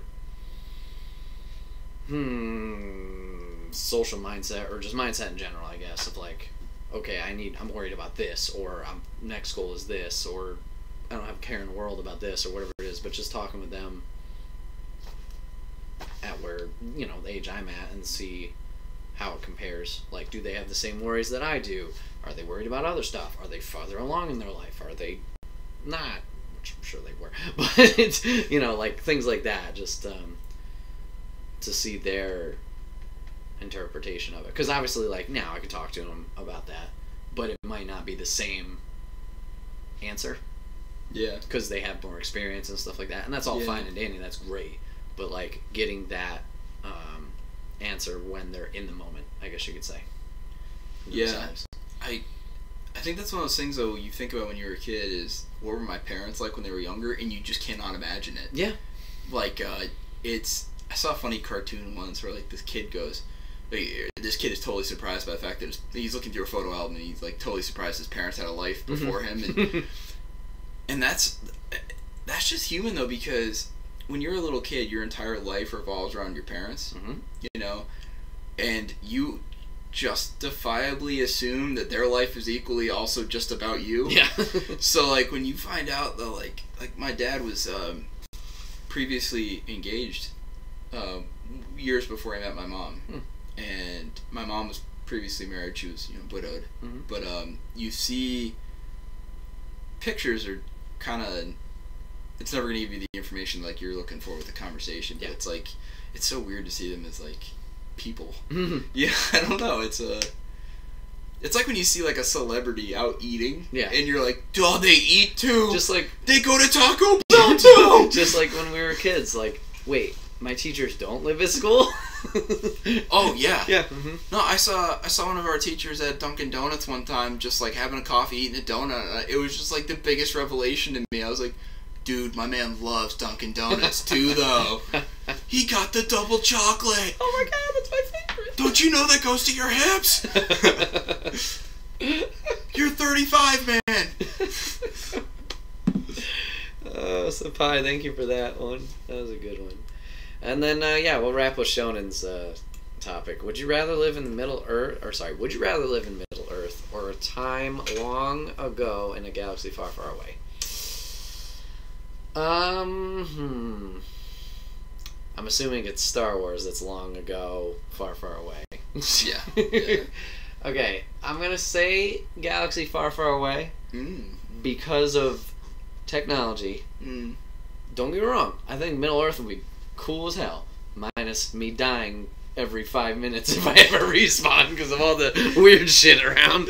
But I think it'd be cool to, like, you know, swing a sword around and battle and ride horses and stuff like that. But man, not having a toilet and stuff like that, I don't know if I can deal with that. Camping, I like sitting by the fire, but I don't know if I'm that, like, wilderness ready.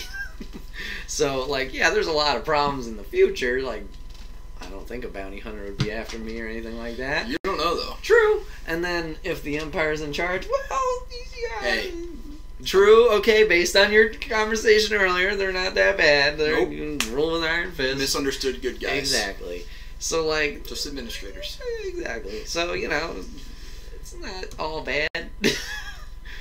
I would have to say Middle Earth. Yeah? And I think it's just because it's like me with Elder Scrolls. You know, I just, like, imagine myself, like, I don't know, riding horses, taking down dragons. It's the Viking in me, I swear. That's in Middle Earth. But the other part of this that's hard to answer, or from the question, is what race am I? Because if you're a hobbit, you're living high on the hog. You're just eating and drinking and partying and, like, hanging out. Good life. Yeah, and then, like, the Shire is gorgeous. Yeah, you live on a fucking hill. If you're one of those, like, Rohan people that lives in Edoras that just looks sad as shit when they wrote in the second movie, like, no, I don't want to be them. Like, like, dude, their life sucks. Like, am I an orc in Mordor? Because fuck that. You know, that place, there's no sunshine. I'm sure no dental plan looking at those guys. I mean, but the same thing is true in Star Wars, though. True. Are you a human? Are you a Twi'lek? Because Bret would make a good Twi'lek. Hell yeah. I'm still going to have to say Middle-earth, though. Just because I love that old, like, lore, medieval era stuff. I don't know. I love that kind of... Like, I'm a huge Game of Thrones guy. Like, that's right up my alley. Yeah, that's the nerd in me. I'm just going to say that. Yeah, I mean, I know I said it wasn't much for wilderness. Like, I don't know how much I'd be ready. And not that I have my passport currently or anything, but I think travel, like space travel and going to other planets would be cool. And knowing that you can do it like that, instead of like, alright, let's sit on this plane for however many hours, but... Yeah. But, remember, travel from Edoras to Minas Tirith is only 3 days as the Nazgul flies. Oh boy! So, let's not bad. Get on a horse and... Not bad. Smash our nards. I mean, it's not, I mean, we're not using ours right now. And your life expectancy is shorter. Unless you're a Numenorian. What's a Numenorian? Aragorn? Oh. So, okay. Wait, so he wasn't a regular human? No. So, okay, if you read the books, there used to be this old race of man called Numenorians that were, like, super long-lived, really advanced in their technology and stuff. Okay. And they kind of have died out. There was like there's bad Numenorians, but if you watch the movies with the extended edition with the added scenes, better movies, because some characters like Boromir becomes way less one-dimensional. But two, there's like a scene, like, you know when they're escaping to Helm's Deep? Yeah. He and the Princess of Rohan chick are talking, and she says, my dad says he remembers seeing you when he was a kid after you had battled with my grandfather. Whoa. And she said, but there's no way that's true, right? And he says, no, your father has a good memory. Your grandfather was great. And she's like, wait, how old are you? And so she starts guessing, like, are you 60? He shakes his head. She says, like, 70. Turns out, my man, his character was like 90, or maybe 80s or 90s years old in the movies. But they cut that out, so you don't get that. But, like, yeah, he's like, they live for like hundreds of years. Wow. Now, it's not like the elves that can go on unless they, get killed in combat. Yeah. But, the elves are pretty cool, though. Yeah, if you told me, not the wood elves, like in The Hobbit, because those dudes are like kind of like the... Was that Legolas's? Yeah, so Legolas is part of the wood elves. And I did like the stag, though. Those are cool. They are cool. But they are, they're considered to be like the lower class of elves. Like, they're not as skilled and powerful. Like, Galadriel is like almost like a deity in some ways. So, like, if I could be like one of like the Lothlorien elves, Elrond too, he's like a pretty high up there elf dude. You're throwing a lot of names at me. I'm just like, oh, dude, this is Game of Thrones all over. Lady will attest to this. Who's this fuck? Who's this guy? I'm just saying, and like, if you're a dwarf, they live for like a shit long time too, but they spend all their time underground, and they're getting like fucked up by goblins and shit, and like the what the hell was that creature? The Balrog. You think you're doing good, you're chipping away at Mithril, and next thing you know, some flaming demon thing is killing you and your people, and then goblins are, all up your butthole. And it's like, no, I don't want to be that. Yeah. No. And dragons and shit. Smaug. Yes, I know. Fuck that, man. That'd be me, because that's the only thing I have against this plan. Don't get me wrong. Okay, toilets, yes. And then everything else I'm fine with, but I'm gonna die. Let's admit it. I'm gonna step out and be like, oh, it's a wonderful day. I get stepped on by something. Or a gust of wind. You saw the Hobbit movies, right? Yeah, you'd be like the guy that gets caught like on the first day of the journey by those giants and gets eaten with mint jelly and shit. Yeah, I'm screwed. Alright, so I'm assuming Lady is a Game of Thrones fan? Yes. Awesome. We watched season 1 when she was here. And I liked it a lot. But yeah, the whole time, I hadn't... How long have I been trying to get you to... Holy shit! You haven't given me anything. And you've been away.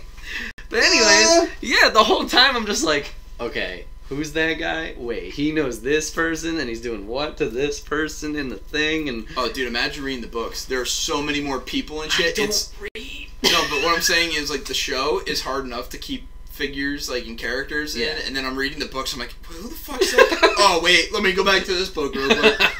Because they're all, like, thick as the Bible, you know, with tiny-ass print, so it's like, ah! Oh, man.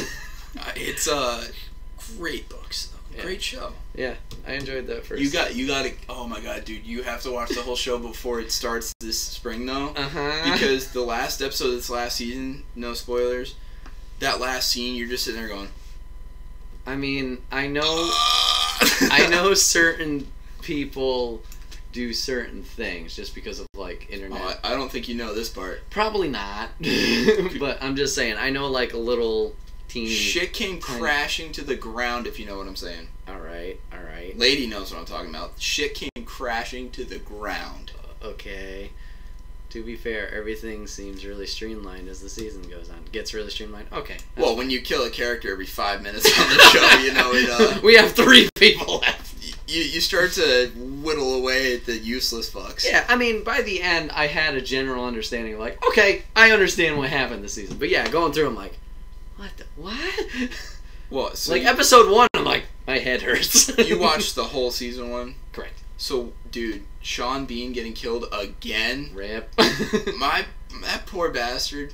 He has not... The only movie I can think of off the top of my head I've seen him in that he hasn't died was National Treasure. But he ended up in federal prison, so you know he's getting butt-fucked by some big dude. He was in National Treasure? Yeah, in the first one. What was he? He was the Ian, the bad guy that was trying to steal the Declaration. I'm having a tough time picturing, but...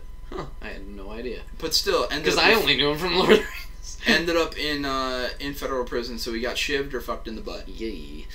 Not a good way to end it. No. Character.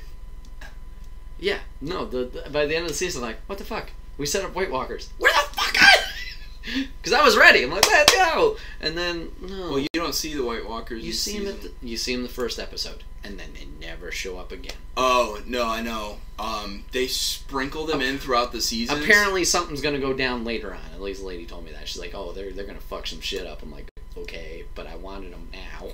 See, what's actually kind of impressive is in that entire show, you see them very little until recently, but the specter of them is so terrifying that you're like waiting every episode for them to come in and fuck shit up, and they don't, and you're like, oh my god.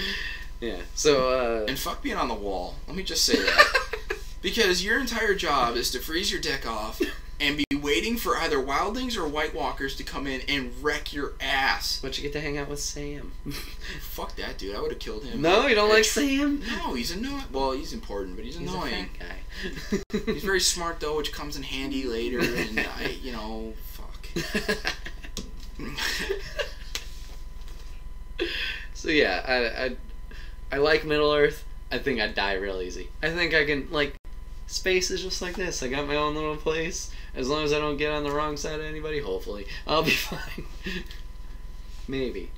I don't know, man. I think you're the kind of guy that would, piss somebody off? No, you'd park your spaceship somewhere to have it be re-outfitted or whatever. You'd go in for, like, some food. And he doesn't like you. I don't like you. Yeah, that's exactly what you would die in the cantina and nobody would give a shit. Go back to your drinks. That's what you would die hearing, Brett. That fucking song on repeat. True hell. See, like, at least if I died, it would be... Wiener, wiener, wiener, wiener. If I died in Middle Earth, I would, depending on my character and where he lives, it could either be really great or I'm getting absolutely annihilated by an orc. Mm-hmm. So, Mm-hmm. See, that's too high a risk. I just wanted to bring it up. Exactly. Oh, man. Well, this has been another episode of Wait, What Are We Talking About? The podcast, episode 34. Yeah. And the title really fit today. Yep. So thank you guys for hanging out. Remember, you can watch the show live over on twitch.tv like Lady Pie and Shonen are doing right now. And joining on the conversation every first and third Saturday of the month, 8 p.m. Eastern Time. If you have a topic for the show, like some of our viewers did today, you can either comment it down below or join us on Discord and put it in there. Yes, we can. Sure, because my limited knowledge of Game of Thrones podcast. So it'll be an entirely Kevin-fueled podcast. I'll just be like, I think I remember that guy. Brett's gonna go, no, not that guy. No, He died. I like that guy. See, ladies all over this. Well, yeah, she's like Game of Thrones If only I had central. a Twitch streaming. If only. Paddywhack 1993. Go give him a follow. Because he never streams. But you can catch, like I said, you can give us topics down below in the comments or join us on Discord and do that over there. And remember, guys, we are brought to you guys by the merch store. You can get all of your Enigma 9011 swag over there, t-shirts, backpacks, and mugs. And remember, we do have the new Enigma 9011 t-shirt, Riddler inspired, green, purple, black. Looks really snazzy, so you can grab that for yourself over there. We will see you guys next time. Kev, thanks for joining me. It was a good podcast. Solid topics today. And we will see you guys next time.